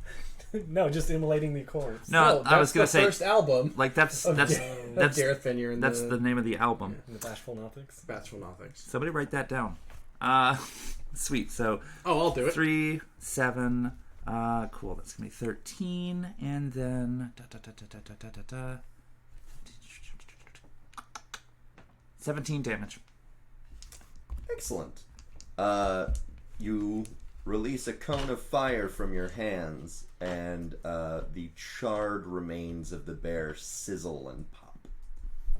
Gross. Cool. I mean, yes, gross. And how bad does it look now? It looks like all of its fur is charred together, what's left of it. It is burnt to a crisp. The pool of blood that was receding is now vaporized and is just there's steam rising up off this brickwork. In addition to being like woefully damaged psychically, Eden is kind of like fanning in front of his nose because that would smell to hell. Awful. Burnt blood and fur. Mm-hmm. It's real bad. Yeah. Winning combo. Cool. And that finishes my turn there. Right. Cool. There. Dareth. All right. Dareth averts his eyes because he's learned, and is going to. He's gonna use a new spell, I think. I like it. No, the Bodak is not holding anything metal or wearing metal armor. God damn it, Johnny! No, Dareth, a little unsure of himself because it's the first time he's actually cast this spell. Like, reaches into his bag, pulls something out, and then, like, kind of, like, sprinkles it into the air, and a wall of fire pops up, surrounding the Bodak. Nice. What spell is this? Wall of fire.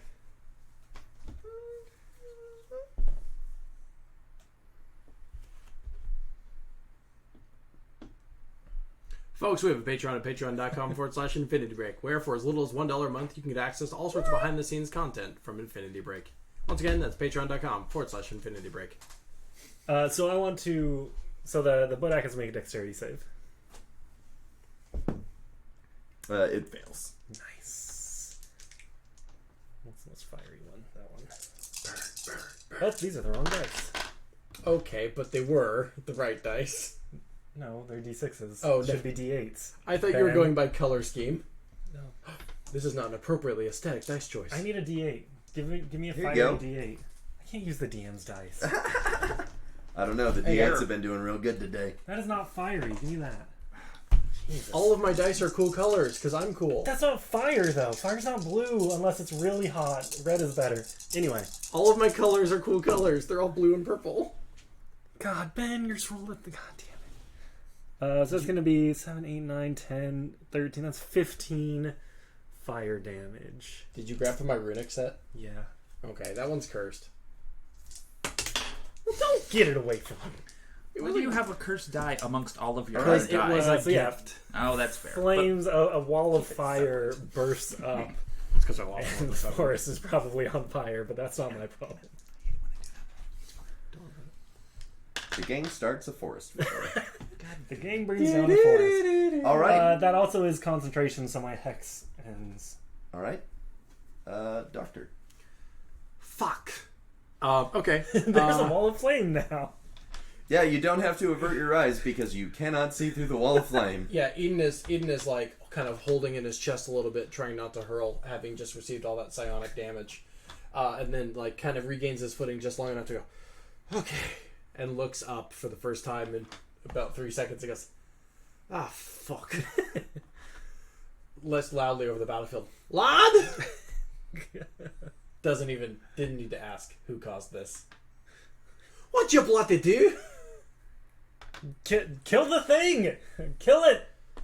How is everyone doing on a living sense? On a scale from 1 to dead. I'm pretty sure you're doing the worst. Yeah, you should heal yourself. No, that's not the concern. How is everyone doing? I'm okay. I'm doing fine. I healed myself. Alright, well, On a scale of 1 to 64, I'd say I'm about a 40. thank you.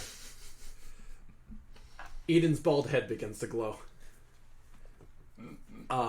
Sending out mending sinews in every direction of beautiful golden light. Scotland the Brave plays slowly in the distance from an unseen source. Everyone heal up 10. Yay! I like the idea that there is out there a band that is following us just for these moments. No, this is from Speak of the bard. This is from the astral plane. Oh, I liked it more my way. Oh, all right. Sorry. Off in the distance, the what's the name of our band?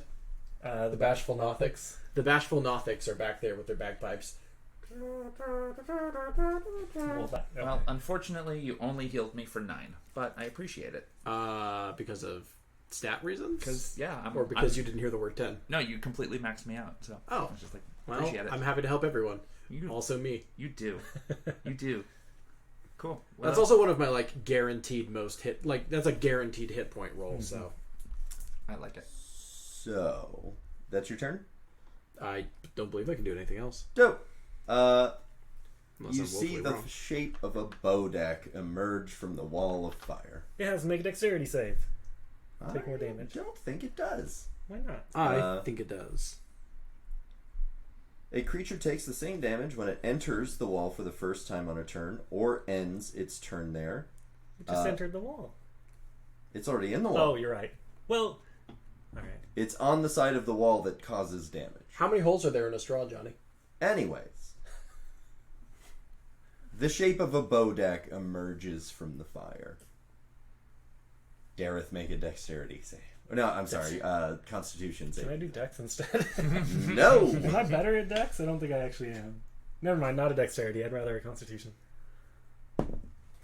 That is a 22. You make it. I make it. Everybody with a perception above, what was it, 12? Is that me? I believe. Mm-hmm. Well, you said wisdom, though, right? You notice fur starting to grow back on the bear. God fucking damn it. If Okay. I were a level 5 Skyrim character, I'd be terrified right now. Alright, score. Well, I noticed that. That's a joke for one of you. And it's Vermal's turn. Excellent. So, I should get Skyrim again. alright. Oh, no. People like it when podcasts come out from this company. I will not get Skyrim again. We I know what I'm doing. We know what happens when I get Skyrim. I know exactly what the fuck I'm doing. Yeah, that's all I do. And my professors start emailing me like, hey, Ben, you gonna show up to class? Alright, score. I am going to two-handed sword to decapitate the bear body. Cool. Rad. Head from body. I'm not decapitating a body. Alright. All right, scores. Okay, so I've got a 15 and a 16. Those both hit. Excellent. And that is for... Yeah. Okay, one is 16 damage, and the other one is 11 damage. Dope. Nice. It takes 2 swings to get through the hefty beast. Mm-hmm. But on the second swing, you can feel your sword hit brick. As in clean cut. Excellent. Can I use an action or bonus action to just remove said head so that it's not close enough to grow back? Yeah. Can You've got a bear head in your hand now. Can I also chuck it somewhere? You sure can. I sure as hell do. Which direction do you chuck it in? You got Bearhead. It's, well, you know. Actually, I'm going to hold on to it. All right. This seems to be like a magical bear head, and I don't know if you have stats ready for that, but it's neat, and I'm going to hold on to it and keep it away from its body. Tara, All right, so you have a charred, decapitated bear head in your hand. Yep. Tara, the most humble of suggestions. Next time we have to do an interrogation. Bearhead. Look No, what I I was just did. Decapitate them. You won't tell me, but will you tell the bear head? I Yeah. hate you. I'm going to have to get it stuffed now. Or, yeah, pull a Godfather and leave it in someone's bed. All right. End of my turn. Dareth. Dareth looks back and sees Vermal cutting off this dead bear's head and is very confused. Whistle while you work. He kind of like turns back. He's like, "What? What are you doing? Kill the monster! Why are you? It's dead. That's dead. Quit attacking it." And then I'm going to avert my eyes and Eldritch Blast, please. I'm going to cover my eyes and just shoot Eldritch Blast. Let me see if I can get it. Yeah, it's actually this whole time he has just had a hand over his eyes, just. That's why he hasn't noticed the bear either, is because he has a hand over his eyes. Oh, one of those is a nat 20, Johnny. Nope. The other's a 13. All right. Yeah, it's with disadvantage. No. So it's just a 13. Is a 13 hit? No. The other one's going to be a 19. That does hit. For 13 damage. Dope. This first Eldritch Blast whizzes by the Bodak's head, and the second hits it square in the chest, and it crumbles.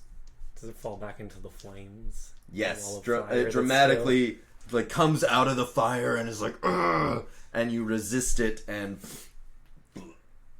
it is currently on fire. Okay. As is more and more of the forest slowly. How far away is that fire? 30 feet. Okay. So 30 feet away from me. Yep.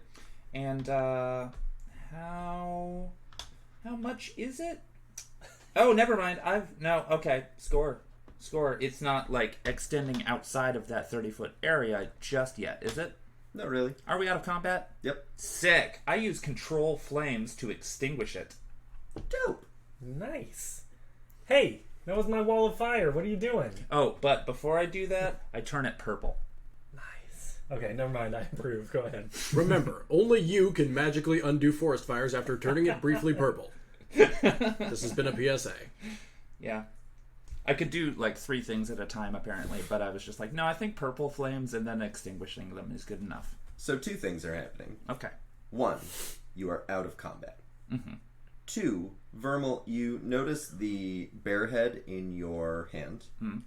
You've got, exposed tissue from a clean cut. Mm-hmm. You notice the muscle fascia reaching out in the direction of its body. Fucking And you notice hell. the body, like the little, like it's almost like small tentacles, like Yeah. just like feeling around the air. But like if you turn the head, they turn to like maintain towards the body. Mm-hmm. That's fucking creepy as shit. We've all read a Venom comic, Johnny. Mm-hmm. I haven't. Well, Score. In that case, I'm gonna, walk away from the body. What are you doing with that head, I'm gonna walk Vermal? directly over to Dareth and be all like, look at this shit. Why? Why though? Mm-hmm. Yeah, so like it's trying to reform Look, itself. okay, Vermal, it's very cool, but why? Why? Great question. Also, No. What? Why won't you answer As my a doctor, question? As a doctor, can I take a closer look at it? Yeah, you sure can. Go for it. Wait a minute. When things are dead, they don't usually do this. As a doctor, I As know a that. doctor, yeah.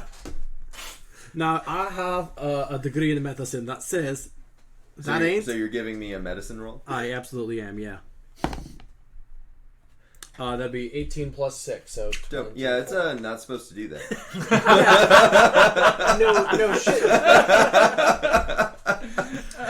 It's probably magic or some shit. It's definitely not medically supposed to do.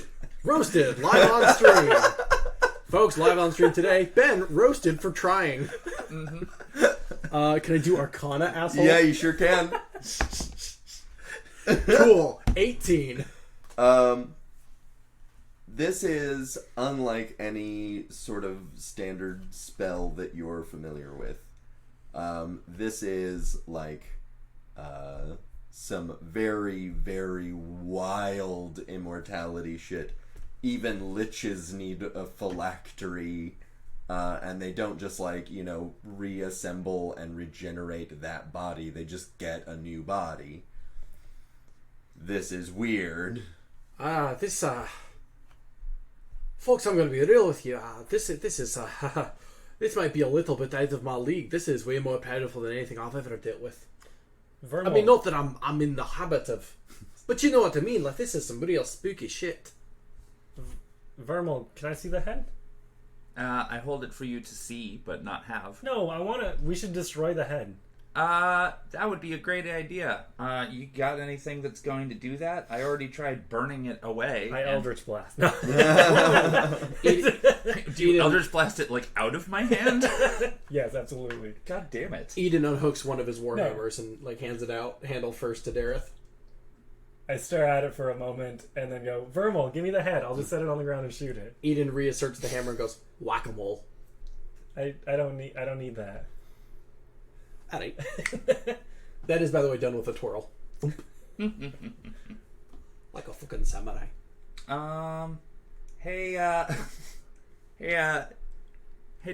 First off, how quickly is this thing trying to reconstitute itself? Am I on a time limit here before it's wrestling itself out of my hand? I mean, the fascia doesn't seem to be escalating. Mm-hmm. That isn't growing. I'll say the fascia on the bear, the body side, mm-hmm. is very slowly Mm-hmm. tentacling at the ground, trying to move the body forward. Mm-hmm. And you do see really you only can tell because the limbs start to kind of trail behind it that it is making it's making centimeters some of progress. headway. Excellent. Cool. Is there so you said there was a courtyard kind of a thing, so is there a clearing nearby or is it immediately forest? It's forest in all directions except for the direction that is a mountain. Okay. The mountain is too steep for trees. Okay. Score. Vermal's gonna smile at Dareth, and I was like, "You really want to shoot this thing?" Have I ever seen you smile before? Probably. Twice. Yeah, but I mean, this one's gonna be a really hey, hey, I've got an idea. I'm really happy with this. Okay, what is it? Score. So you said you wanted to shoot this thing? I mean, yeah, it seems like the easiest way to destroy the head. Mm-hmm. Mm-hmm. Yeah, that's pretty good. So you remember what was the name of that village? Emphale. Thank you. No. You know what I'm doing. All right, score. So Vermal's just gonna go pull, and then just throws the bear head There it directly is. up. Does Dareth understand? I should hope so. It was your idea last time. That would be... Okay, you throw the bear head up in the air, and Dareth watches it fly up and then fly back down, and then he's gonna walk over and shoot it. God damn it. All right, but shoot it a lot. Fucking ruin my fun. You didn't you didn't really communicate it to Dareth. No, I You know. remember that thing? Yeah. No. Remember that one time? All right, I guess I'll just I feel walk like- over there and do I it. feel like we shouldn't underestimate Dareth's like wild predilection toward juvenile bullshit. And for the record, I don't know why I rolled. Do you want me to roll? No. I threw it up, so I you mean, hit it it probably with- didn't land too far. Both Eldritch Blasts, and there's just like the face of the bear is now a crater. And Gross. like blood and viscera like kind of explode out. A little bit of it gets on your face, and you can feel it start to crawl. Gross. Do it again. I do it again. Same thing happens, except for there's less of it left, but you can even see the little pieces on the ground, like just worming almost like maggots back towards the mud. Can either of you dispel magic? I'm working on it. Nope. You're working on it. I mean, I'm looking to see if I can. Is that a? Do you have it? Do you have that spell? No, but I can pretend I do. I don't think that works. So either A, we dispel the magic that is doing this, or we throw it out into the forest and then run inside before it can catch us. I mean, it certainly might take a long time for it to reform at this state. Yeah. Maybe we can go in and out and... Everybody give me perception checks. Alright, whatever. Oh, wait. I 9. see what's maybe about to happen. Like 13. Or 16? What's my thing of a doodle? I got a unnatural 20. 16. Go! Vermal. While you're watching Dareth blast this thing, you noticed a like single droplet of blood, when it sprays out, hits the water in the fountain and sizzles. Sick. How hefty or big is that bear body? It is the body of a bear. Yeah, but I mean, like, how big? Like, bear big. Several 100 pounds. Alright. Like, not just full grown, but like bigger than usual. Okay. Damn it. Cool. Is there any more bits of head? Yeah, Like I mean, anything- it's anything basically big? just a steaming pile of viscera at this point. Cool. We're having so much fun. Anything substantial? Nope. Okay, fair enough. I mean, if you wait long enough. Yeah, sure. No, of course. I'm gonna ask y'all. Hey, help me get the body into that fountain. All of it? As much as we can. I mean, like, let's start with a paw, and then once that, maybe disintegrates. I just saw like part of it sizzle when it landed in there. So Dareth, without communicating this to anyone else, is going to walk around. So the way I picture, like, there's the fountain, there's bear body. I want to get to the side so that the fountain is on the opposite side. And then I want to Eldritch Blast the dead body to try to push it along my the God. ground. all right. All right, yeah, I'm not going to make you do that like several times or roll or anything like that. But you guys notice that Dareth just starts Eldritch Blasting the bear. And it literally, like, the body just, like, tumbles. And then he does it again, and it tumbles. And then he does it again, and it just... The last, like, 2 times, it, like, flies up against the side of the fountain and then slumps. And then he tries it again, side of the fountain, slump. And now it's got several craters missing from it. Alright, help me push this thing in. Cool. Strength check, or just do you believe that I can lift a bear? Yeah, I believe the 3 of you together can lift a bear. Yeah. No. So you managed to get No. Oh, I you? believe I can lift a bear. Oh, no, roll for that. Okay, well then teamwork. I was gonna suggest teamwork. No, Yeah. I didn't want to be able to do it or not. I just wanted your approval. So the 3 of you managed to get it over the railing into the water, and it begins to sizzle, and steam lets off from the entire fountain. And as the steam begins to clear, you notice that the water is clean. Oh. And you notice the bits and pieces of the bear's head that were strewn apart slowly stop moving and just begin to rot in front of your eyes. Ah, less nice. Dope. Into it. Can I look at the bear statue and see if anything has changed on it? It is clean, and rather than like having like an oil slick sort of appearance. It is brightly pastel colored. Ew. Like what the ancient Roman statues actually looked like, or Shitty picture, especially for Ben. I'm sorry, but it looks like that. Damn. Look at that mohawk. Mm-hmm. You are correct. I'll send it to the group chat. Thank you. I am visually impaired. Yep. Cool. So, Come on down. do we... Try to guess my glasses prescription. Okay, so we should take a short rest, and then head into the cave. And then enter the cave. Yeah. Enter the cave. All right. This is a great point. Actually, a little bit longer than I would have liked to cut this off and go to break. All right, folks, we are going to be on commercial for just over about 5 minutes, and then we'll be right back for the second half of Speak of the Devil today. Thank you very much for listening. We'll see you soon. You want me to do it? Mm-hmm.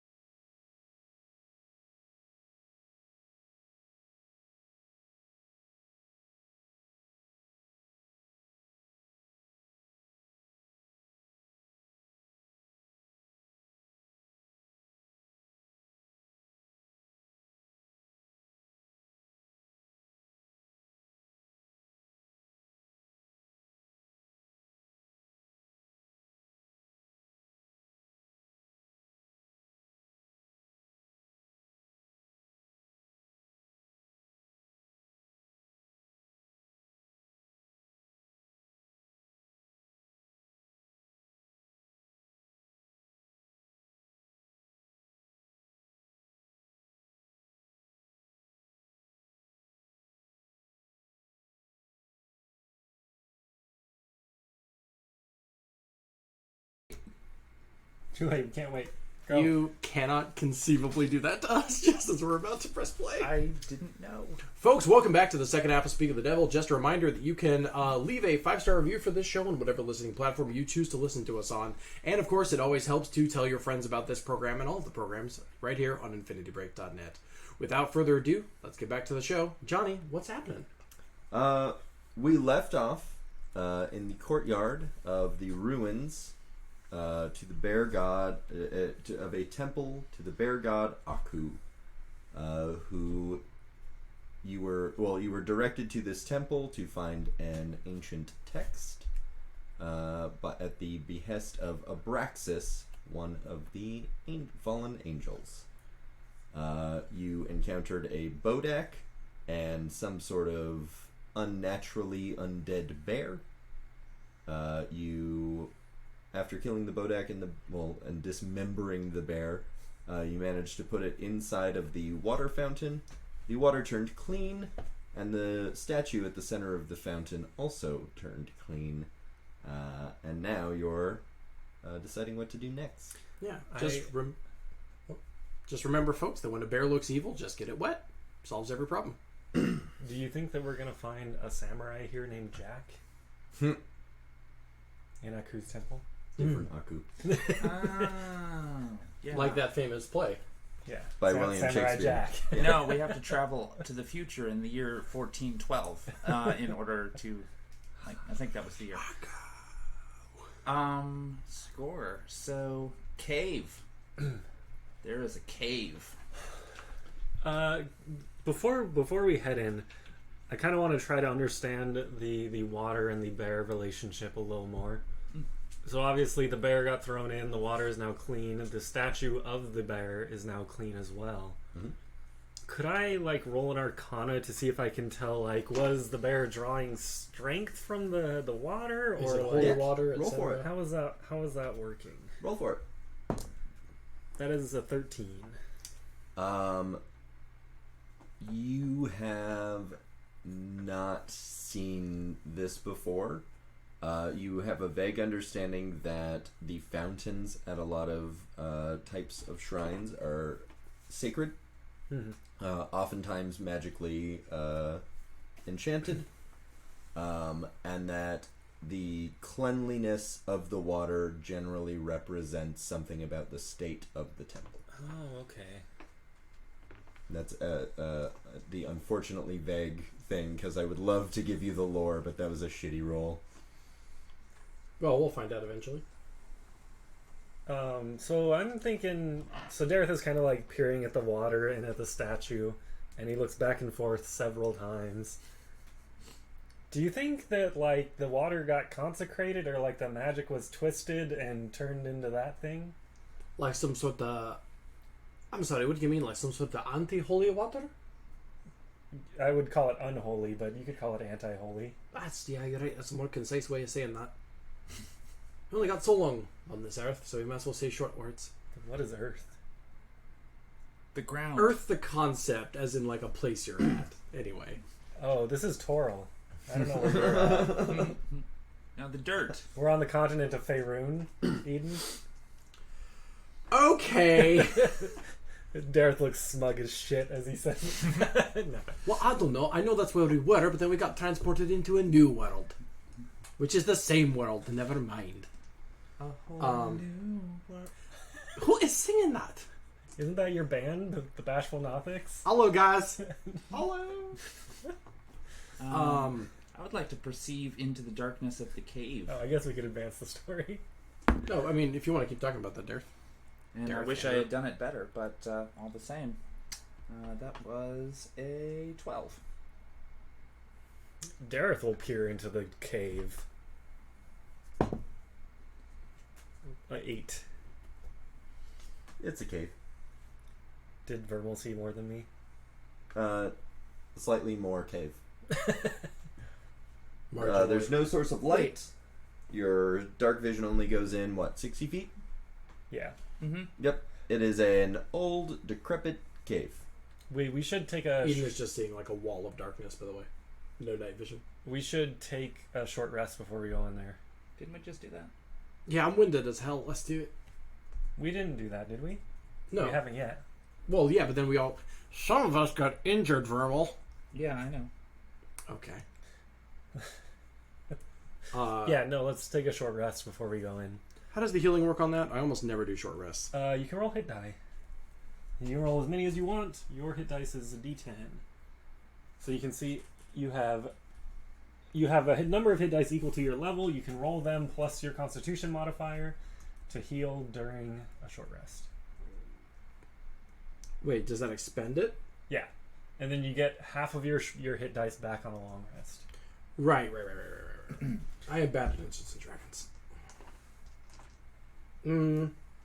I think Eden will just heal himself like the way he does normally with magic. I'm probably gonna. Well, I don't think it's been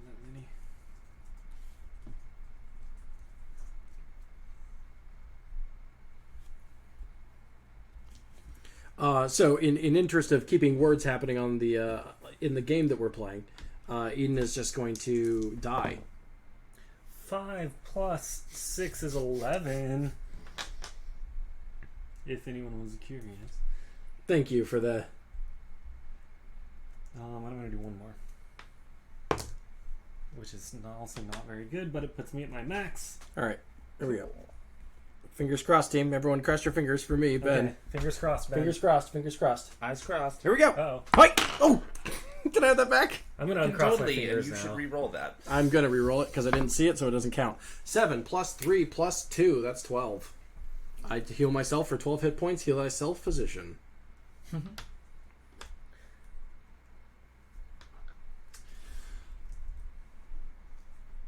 Wonderful. I am back to a respectable amount of health. Ah, lovely. A good amount of health? No. Alright. You can do more. We're still resting. You can spend as many as you want during the short rest. No, that was I used a spell on me. Oh, I put got a it. spell on me. okay. Score. Are we going into the cave? I'm good now. Does anybody not have dark vision? Eden? Question mark. Eden does not. Okay, excellent. This will be fun. I'm gonna light a Whose torch. hand am I holding? Oh, or a torch. I'm gonna light a torch for you Torches are good. so that you can see. I'll hold the torch. Excellent. That's like physical intimacy. What if we all hold it? Furthermore, No. No, I was thinking one under the other. Whatever. Oh, Yeah, exactly. Ow! That'd be Darren. and furthermore, I'm going to use my control flames transmutation to double the amount of light cast by the flame.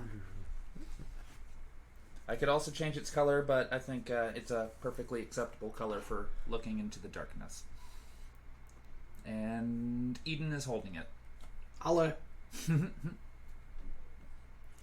All right, in we go. Cool. Right. You begin walking down the hallway, which you can now clearly see. You can tell by the dust on the floor that not much has been in or out of here recently. You do see 3 sets of footprints. Are they ours? Give me nature.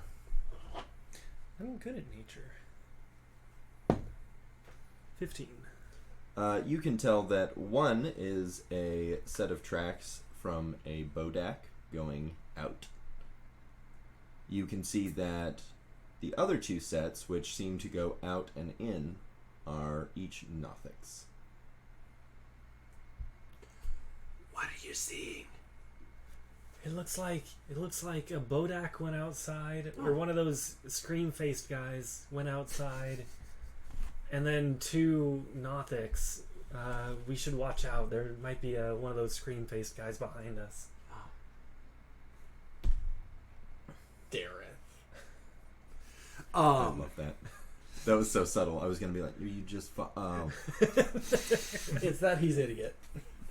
Two Nothics, you say? Yeah. Yeah, so keep an ear out on your own thoughts. That's cool.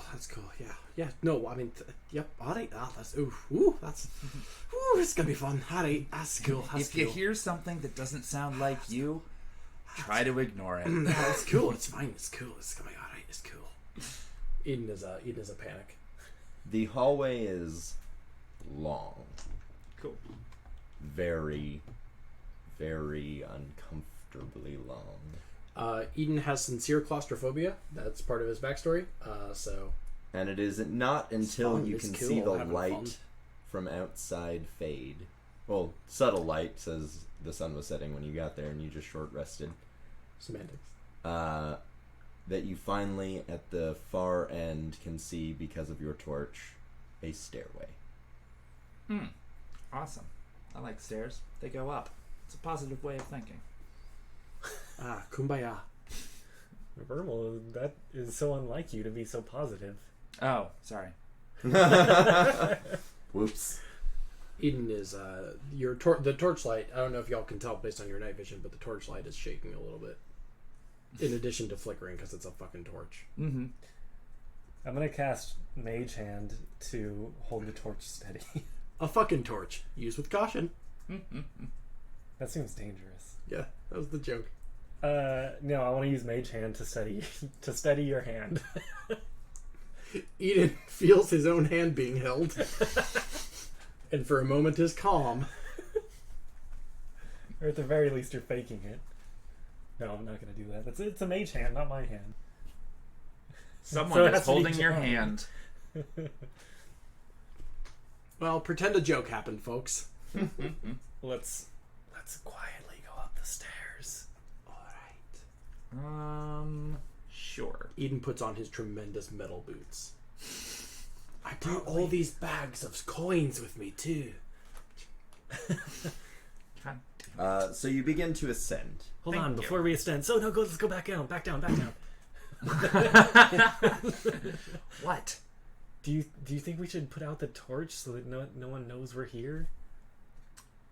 We're trying to sneak, right? Okay. Glad torches aren't so much an optional thing for me. I dim the light so that it at the very least isn't. I dim the light so that Eden can see, but it isn't immediately announcing our presence. I also change the color of it to blue to match the atmosphere of nighttime. Okay, let's go up the steps quietly. You quietly ascend and give me stealth checks. Something I am okay at. I'm gonna use my inspiration that I have from a while ago. Yep. Cool. Because that was a nat one. Oof. That's better. Now, since when does my campaign have persistent inspiration? No, I'm just Give kidding. it to I'm me, just Johnny. kidding. I'm just kidding. Give me another. I'm just kidding. Hit me. Oh, shit, yes. Okay, score.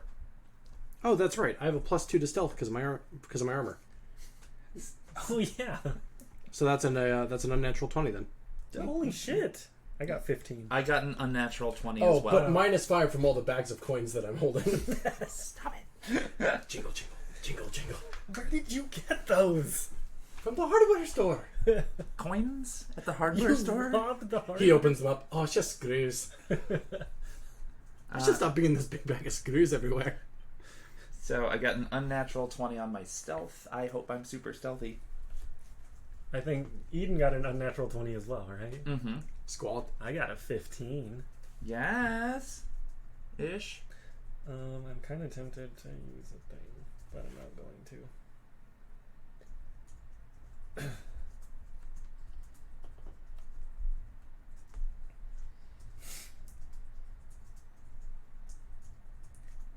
What do you think is in here?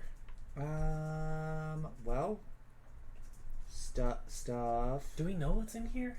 Well, we're looking for a thing. We're looking for a text, a manuscript, a book, a something. In a magically sealed chest, In right? a chest. I don't know if it was magically sealed, but it's like gotta be inside of a chest.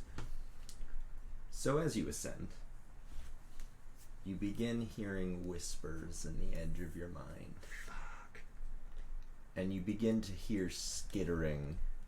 But this is quick description. This is a large cylinder that you're ascending, Oh. and it is a spiral staircase. And it is open in the center. Cool. Because of the nature of this, you cannot tell if the skittering of footsteps is coming from above or below you. Well, headed up. It is a long walk. The tower extends at least 3 stories above the mountain. Mm-hmm. And as you walk up, you begin to hear voices. The first is the doctor. Heather died because you didn't save enough soldiers, and you were too inept to protect her yourself.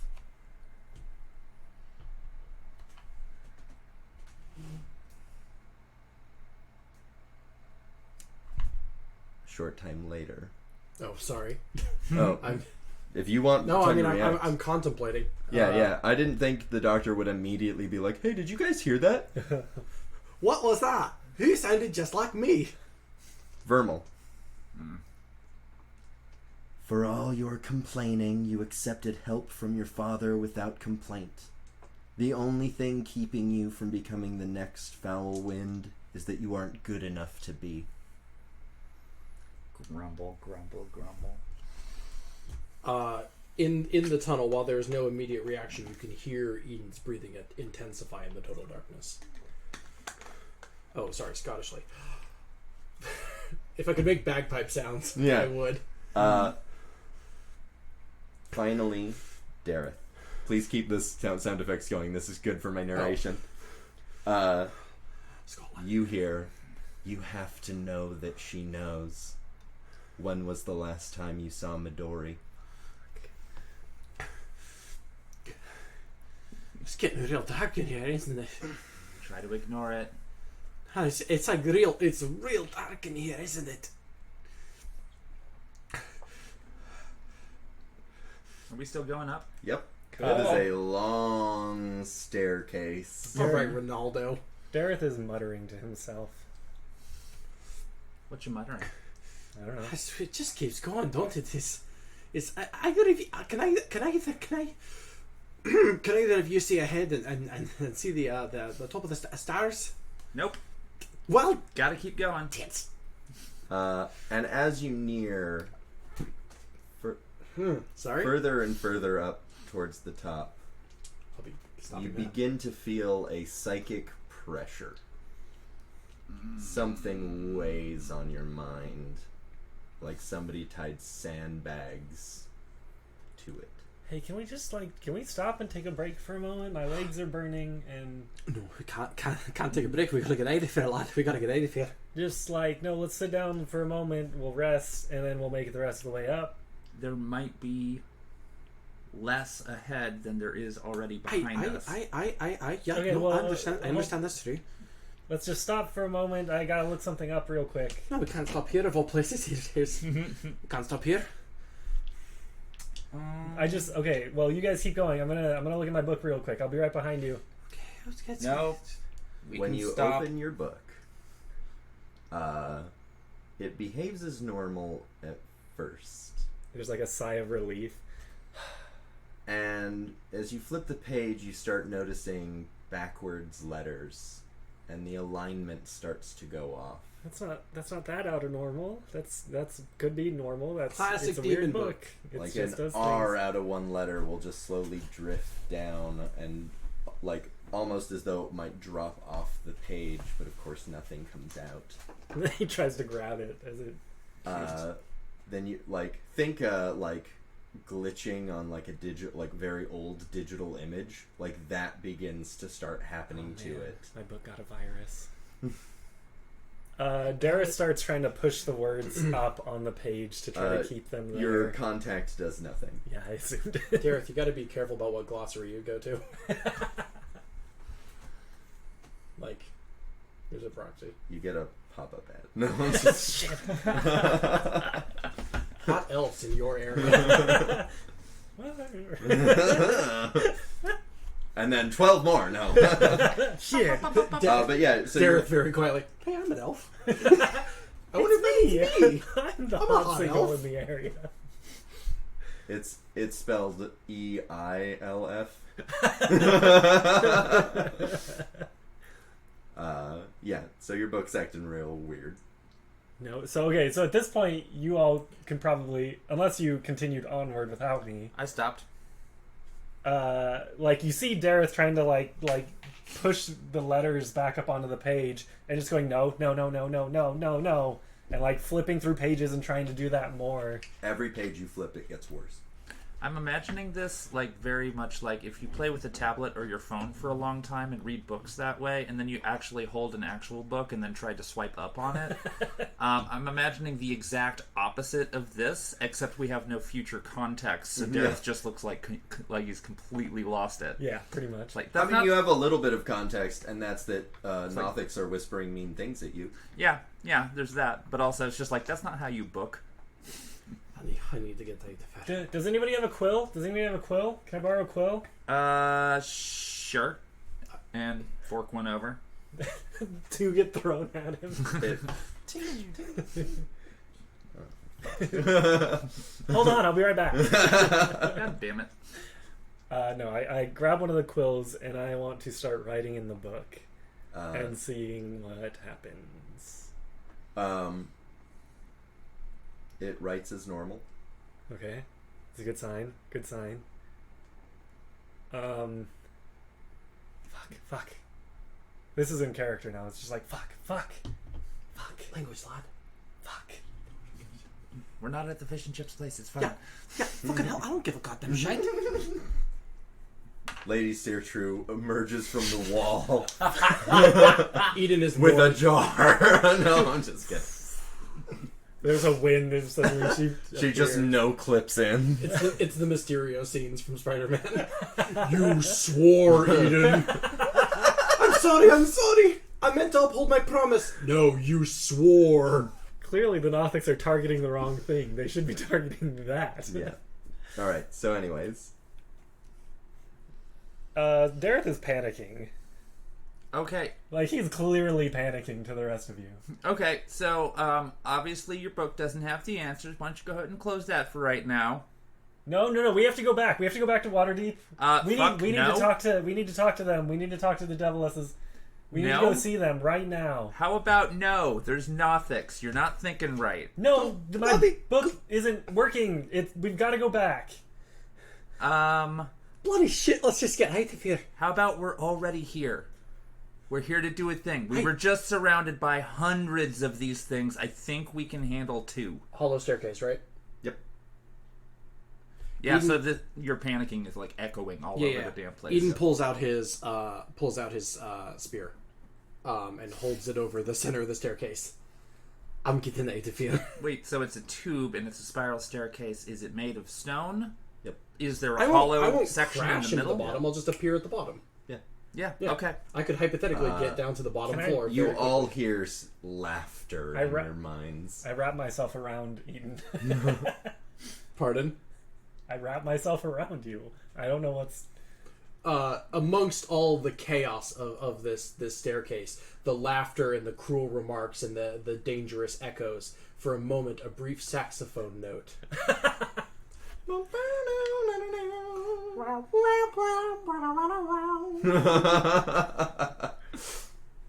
Okay, do it. Drop it. The kilt rises. Alright, well, Venimal, you got night vision, so, you can figure this out. Eden drops the spear. You hear it impact on the floor, and you appear on the ground floor holding your spear. Did I go with him? Yep, Oh, thank you God. both do. Alright, lad, which way do we come from? You feel the weight on your mind lighten. Can I look at the book again? Mm-hmm. I have a behaving permanent- as normal. I have a permanent down elevator in my pocket. Mm-hmm. Now you may think, Ben, aren't elevators usually helpful when they go up and down? Yes, but I should have bought that. Dareth lets out a huge sigh of relief as he's looking at his book. Oh, it's okay. Okay, we're good. It's okay. We're good now. Looks good. We're fine. So, Hey, where's Vermal? real quick. Hey, Veneral's upstairs, lad. So, speaking of Vermal, Vermal's upstairs, and we need to get the hell out of here. Sorry, proceed. speaking of Vermal, what are you doing? Sighing at those two. Why? Was someone mean to you? Oh, shit, me. Sorry, yes. And muttering under my breath, well, it's not the first time I've been abandoned. And then will it be the last? get bent. And continues trudging up the stairs. Oh, beautiful. You don't look as cute as you think you do. Oh, the fuck I do, because you're not a Nothic. I'm just trying to add to the surround sound of anxiety. So let's give you two time to figure out what you're doing while Vermal finishes going up the stairs, and then apparently it'll just be a Vermal episode. Oh. Bye, everyone. We have a Patreon. Somebody decided to advance the plot. Somebody decided to stay in so, character. so what are you two doing at the bottom of the stairs? I'll take a number 6. Dareth, after flipping through his book and seeing that everything is normal, like calms down immediately. Just like, it's okay, we're good. We're good. The book is fine. How do We're we? okay. How do we? Because I'm still stuck in a dark ass tunnel, lad. You have a torch. It's not that dark. Mood. Oh, I guess I relight the torch. Or it was still. You have Yeah. the torch with you. It didn't right? like exhaust Yeah. from the teleportation. No, Okay, Eden, cool. the torch is in your hand. Look at it. It's lit. Yeah. Eden makes direct eye contact with the light and calms down a little bit. His breathing slows, but he's still clearly elevated, and his hand that is holding the torch is clearly still shaking. So, about that torch, which I had magically altered, Tara, my dear personal friend. the range is 60 feet. Oh yeah, no, that's gone. So, it's, yeah. It's That's just a, super well, gone. it's No, just a regular altered, so it's torch. just Oh, a- it's just torch. yeah. So it's just a No, regular it's just torch. normal color Yeah. flame All right, at well, this point. nothing I said changes. Eden's But still, it is not dim, it is back to normal, as Eden far is as the torch still- is supposed to be. Yeah, Eden's still freaked out a boot. Oh, we're just stuck in this here tunnel, though, and I don't want to be here. Sorry, my accent got Press- scared out of me. Press F for Eden's new voice. Yeah, here, I'll just roll a, what's that, a D6 for all the inhabited continents. Cool, we got Asia. Oh, I'm not doing that. Okay, no, we're good. We're good now. We're I think I good. should stick to West Europe. I still think we should go back and talk to them, but maybe not right now. Maybe, never even, actually. No, we need to talk to them. Who? Who Oh, do the you devil. Oh, think? I'm so sorry. I'm so sorry. I thought you were talking about the, I'm so sorry. Forget it. I didn't say that. I literally misinterpreted what you were saying. Eden, why are you just mouthing words at me? Sorry, sorry, I didn't know what you were saying. I guess that's canon. What I just said. It's so dark in here, and maybe it's better if we just vamoose, you know. We just shoo out of here. Well, I mean, we can't. Where's Vermal? upstairs, lad. We can't just leave They've got Vermal night here. vision. They were doing fine. Dareth walks over to the stairwell and is gonna shout Vermal up it. Vermal, you hear your name. You cannot tell if it is coming from above or below you. And I can't tell. Well, can I tell if it's inside or outside of my mind? Yeah, you can tell that it's outside of your mind. Mm-hmm. You can tell that it is a sound, along with the skittering. Mm-hmm. Great. So, how loud is it by the time it gets to me? Not incredibly. Mm-hmm. It probably sounds super echoey and creepy. Mm-hmm. Mm-hmm. Yeah. Fuck that noise. You recognize the voice though, right? Don't trust a damn thing in here, and also abandonment issues. So, Oh, whoops. Uh-oh. Whoops.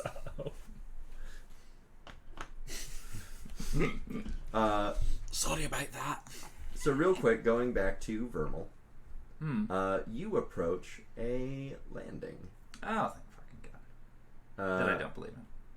When you get there, you find yourself in an octagonal room Mm-hmm. with a door to your left, your right, and directly in front of you. The doors to your left and right are slightly ajar, and you can see glowing green eyes coming and going behind it. behind each of them. Eyes as in an eye from behind each of them? Several. Oh, as in great.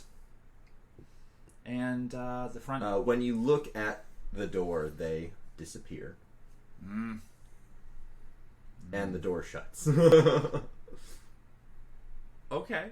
And then when you look away, the door creeps back open and the eyes resume. So if you're watching out of the corner of your eye, you can like watch this phenomenon happen. Okay. Excellent. Score. There's no windows anywhere. There's no windows. How tall is this room? About 20 feet high. Okay, fair enough. And then there's a door directly in front of me? The door directly in front of you is a very grand double door. Probably the first clean thing that you have seen in this place. It has shiny gold trim. And there is a large cross across the door that is split in the center by the double door.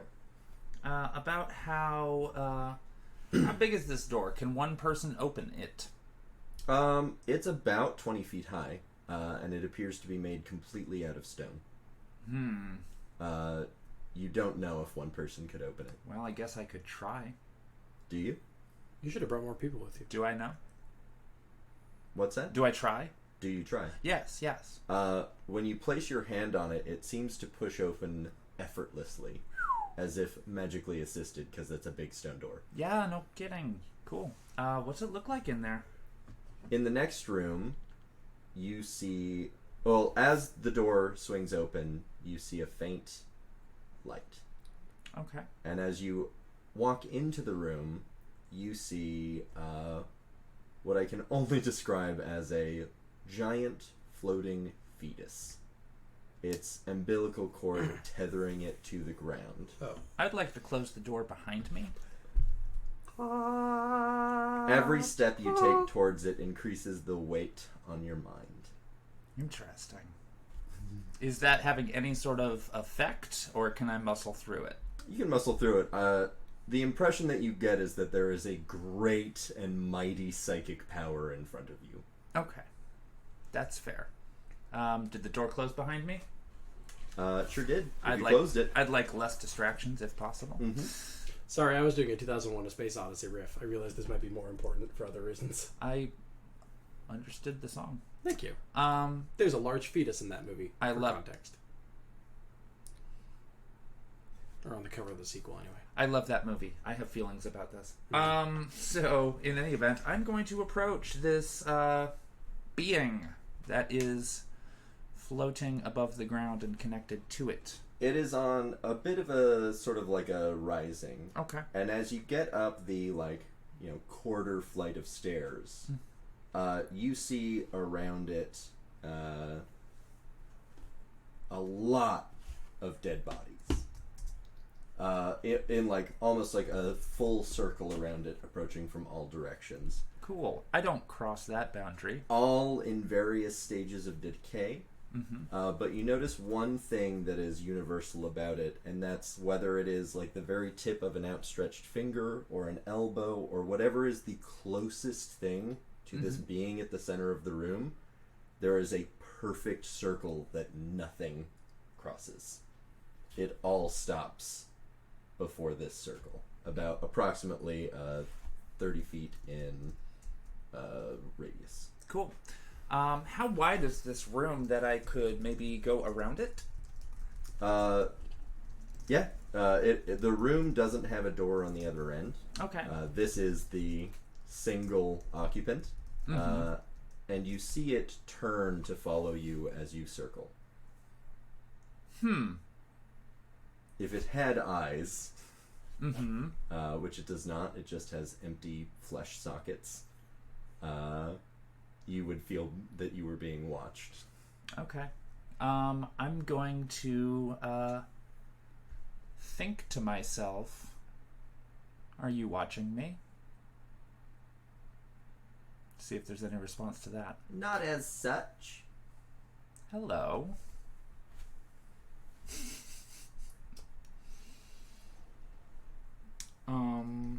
Okay. I'm gonna take a quick look around the room. I don't see a chest or anything. Do I have to roll for it? Roll perception. Cool, I will. Sick. That's a 21 unnatural. There is not a chest in the room. That is fair. Cool. May I inquire as to the nature of yourself? The smaller ones, such as yourself, call me Atropol. Well, pleasure to meet you. Should I introduce myself to you, or do you already know who I am? You are Vermal. Lovely. Why are you here? Why do you sound like such a nerd? There is nowhere else for me to be. All right, fair enough. So this would be your home, isn't it? This is our home. Who are the rest of you? You have met some. Oh. You have killed some. Wait. Who have we killed? Outside. Do you mean the undead bear? That was Grigori. He was very cute. Yes. I did attempt diplomacy before he attempted to kill my compatriots. He is not a talker. I kind of noticed that. Well, the entire reason that I am here is because it was requested that we find something. A book Yes. by one of the fathers. I don't know who it was by. We were just asked to retrieve it. You were asked by one of the fathers. Oh. Yes, I guess. We are the abandoned children. Abandoned by who? The fathers and the mother. Just one? Just one mother. My mother.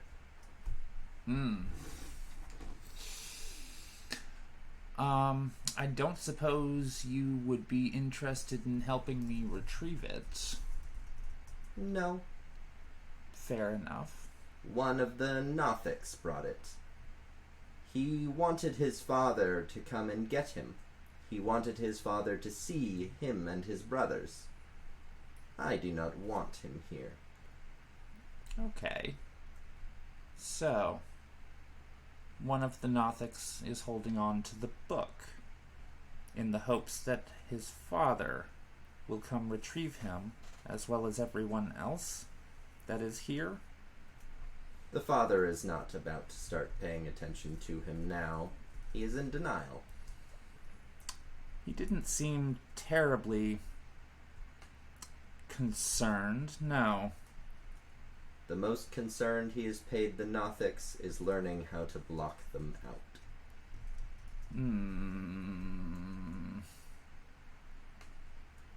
Yes. So, do the Nothics wish to be rejoined with him? Some? Okay. Is the one with the book one amongst them? One of few. Vermal is like just dreading what she is about to say. Do they want to come back with me? You would have to ask them. Very well. I saw two doors in the previous chamber. Is there any particular reason for their separation? You can only fit so many bedrooms in a hallway. That's fair. Is there some way of discerning the Nothic with the book from the others? This one, and the door behind you opens. Or, I guess you circled around, so it might not still be behind you. The door to the room opens, and a Nothic skitters in. Bashfully. It is holding a book. Bashfully. Okay. I approach said Nothic, keeping a wide berth around the diameter of the death circle. As you move to go around the circle, the Nothic moves to keep Atropol between you two. That's fair. Is the Nothic saying anything to me? Nope.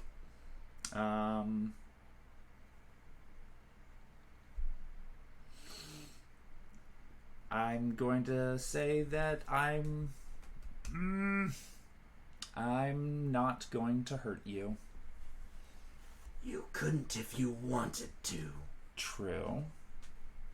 But you are keeping your distance, so I thought I would make that clear. Establish rapport. So you have a book that I would like to collect, but I also understand you would like another place to go. He wouldn't even come here himself to collect it. No, he didn't. He sent cronies. That's Dr. Cronity. that's one way of putting it, yes. But Then why would I give the book to a crony? you don't have to give it to me. You could come with me to him. And go back to the library? If Have you books thrown at me? This book thrown at me? I see your predicament. So, This is one of the heaviest books. what is it? Do you know why he values it so? Something about his father. Ah, daddy issues. Got it. Well, Sadly enough, my father seems better. compare and contrast. Is there anything that I can do to convince you to part ways with that book? 1, you keep this place a secret. 2, you bring me something. What is it that you would like? Pork. Oh. God damn it, John. How often would I have to bring you pork? The Nothic looks up at Atropol for a moment. Just the once, but lots. Okay. 7 pigs. 30 to 50 feral hogs. You must bring 30 to 50 feral hogs. God damn it, Ben! It was too good of a joke, though, so I appreciate it. Yeah. Folks, if you weren't on Twitter 2 weeks ago, you're stuck out of luck on that one. Ben, that's such an old joke. It's not even fun anymore. I'm sorry, you're right. Oh, it is. It's still the hell. It's still funny as hell, but yeah. I don't expect anyone to, know it. Well, they're coming to take away my magic missile, and I will have nothing to defend me from 50 feral hogs. And lastly, I want you to bring me another book. From his library. Any book will do, just something. Okay. I want him to be less because I am gone. I can do that.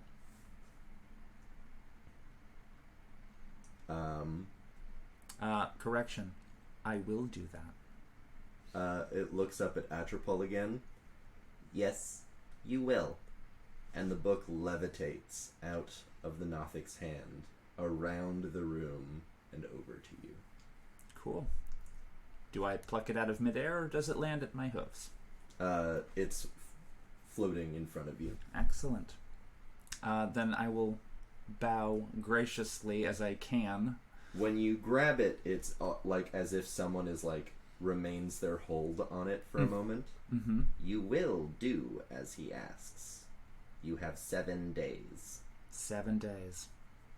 Got it. Wow. And then the book releases. I'm excited to address this in the winter.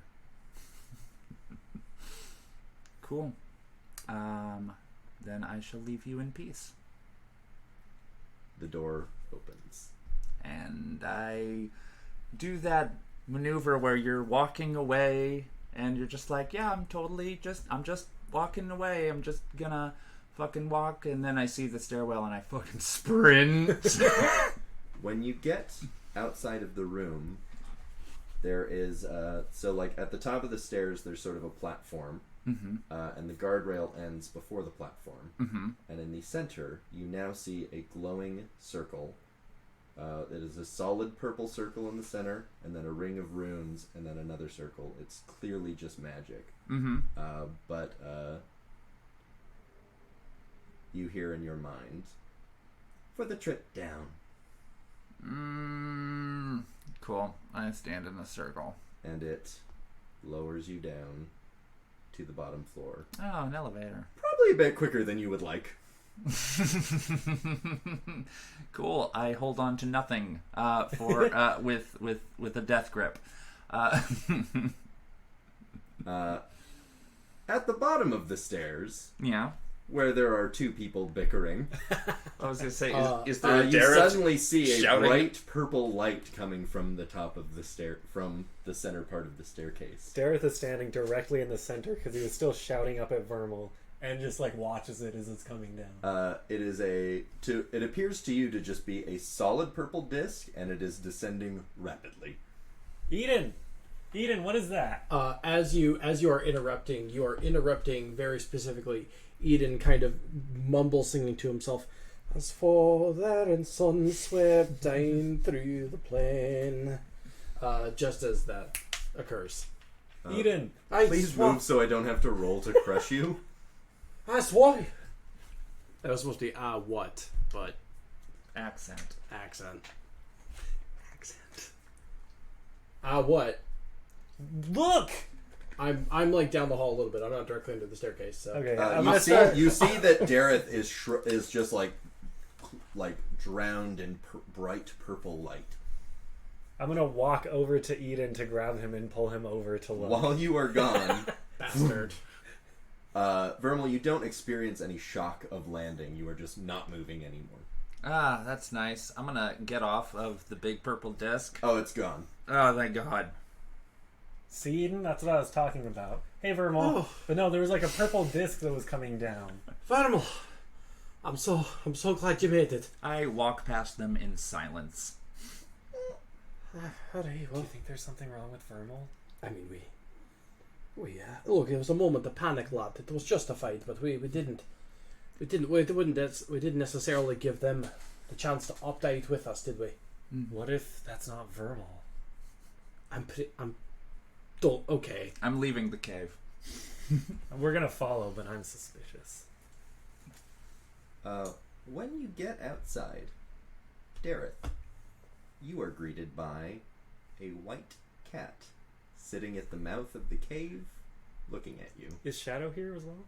I mean, Shadow never leaves your side. Okay, cool. We have an appointment we have to go to. No, the cat. I like Ben. I love that your in real life face turned to look where I was pointing. You mean where my Bluetooth speaker is, up on the buffet table? I thought Ben turned to look at the camera like, God fucking. No. When you go back and watch the video, you will see that I was looking down. We have an appointment. There's the cat. We have to go. I like how tidy you keep your calendar. Vermal, what did you find? Also, are you okay? The book. Can I see it? No. Please? I'm leaving. Okay, well, we have an appointment. We have a thing we have to go to. Have fun. You're not gonna go? I'm finishing the mission. So to the library then. Mm. Do you want us to come with you, and then we can swing by Dareth's appointment? No, we have to go right now. Okay, well. I mean, we're all headed towards the city, right? Yeah. Yeah, so we head back towards the city. Yeah. All right. And that's all I have for you today. Brilliant. We're gonna rejoin the party, going back towards the city The gang has a conflict. in 2 weeks. All right. Looking forward. Hey, folks, this has been Speak of the Devil, an Infinity Break production, produced by Ben Hamlin and Johnny Rinaldo, and written and hosted by the same said Johnny Rinaldo, with players Tara Bossart. Andrew Akel. Ben Hamlin. And I'm not a player. Oh, but yeah, I Johnny guess not. Rinaldo. Our And logo usually Christina Gray. Yes, of course. Our logo is by the incredible Stacey Lefebvre, and you can find her work as Stacart on Facebook. That is STACE. Whoopsies. STACEART. As I've already said, this show is a product of InfinityBreak.net, where we're telling stories our own way. Podcasts, webcomics, live streams, and videos, and more are all available at InfinityBreak.net. If you like what you're hearing, please take time. Ooh boy. If you like what you're hearing, please take the time to follow this channel and be here next week for the continuation of this story. I was playing a stuttering mess for most of this game. Well, actually, we'll be back in 2 weeks. That's what I said. Oh, yes. In 2 weeks' time for the continuation of this story. Next week for Legends of Laía. You can follow us on social media at InfinityBreak23 on Twitter, Instagram, and Facebook for updates on all your favorite shows and extra behind-the-scenes info about what we're doing here at Infinity Break. Lastly, we have a Patreon at patreon.com where you can start supporting this show for as little as $1 a month and get access to all sorts of behind-the-scenes content from all of our shows, including Legends of Laía and Sneeple at the Movies. We have a fan Discord that you can get to by using bit.ly/I Infinity and capital T Talks. We are always talking about nerd stuff, and especially tabletop and Dungeons & Dragons 5th edition stuff over there, and we highly encourage you to join us over there. And real quick, for the players with online presences, where can people find you online? Cyber Satyr. At Ender Epidemic. At Johnny Rinaldo. You can find me at Ben C. Hamlin, that's BenChamlin, over on Twitter.com. Folks, thank you very much for watching Speak of the Devil. Be here next week for an exciting surprise stream. Let's End this fucking nightmare. end this fucking nightmare.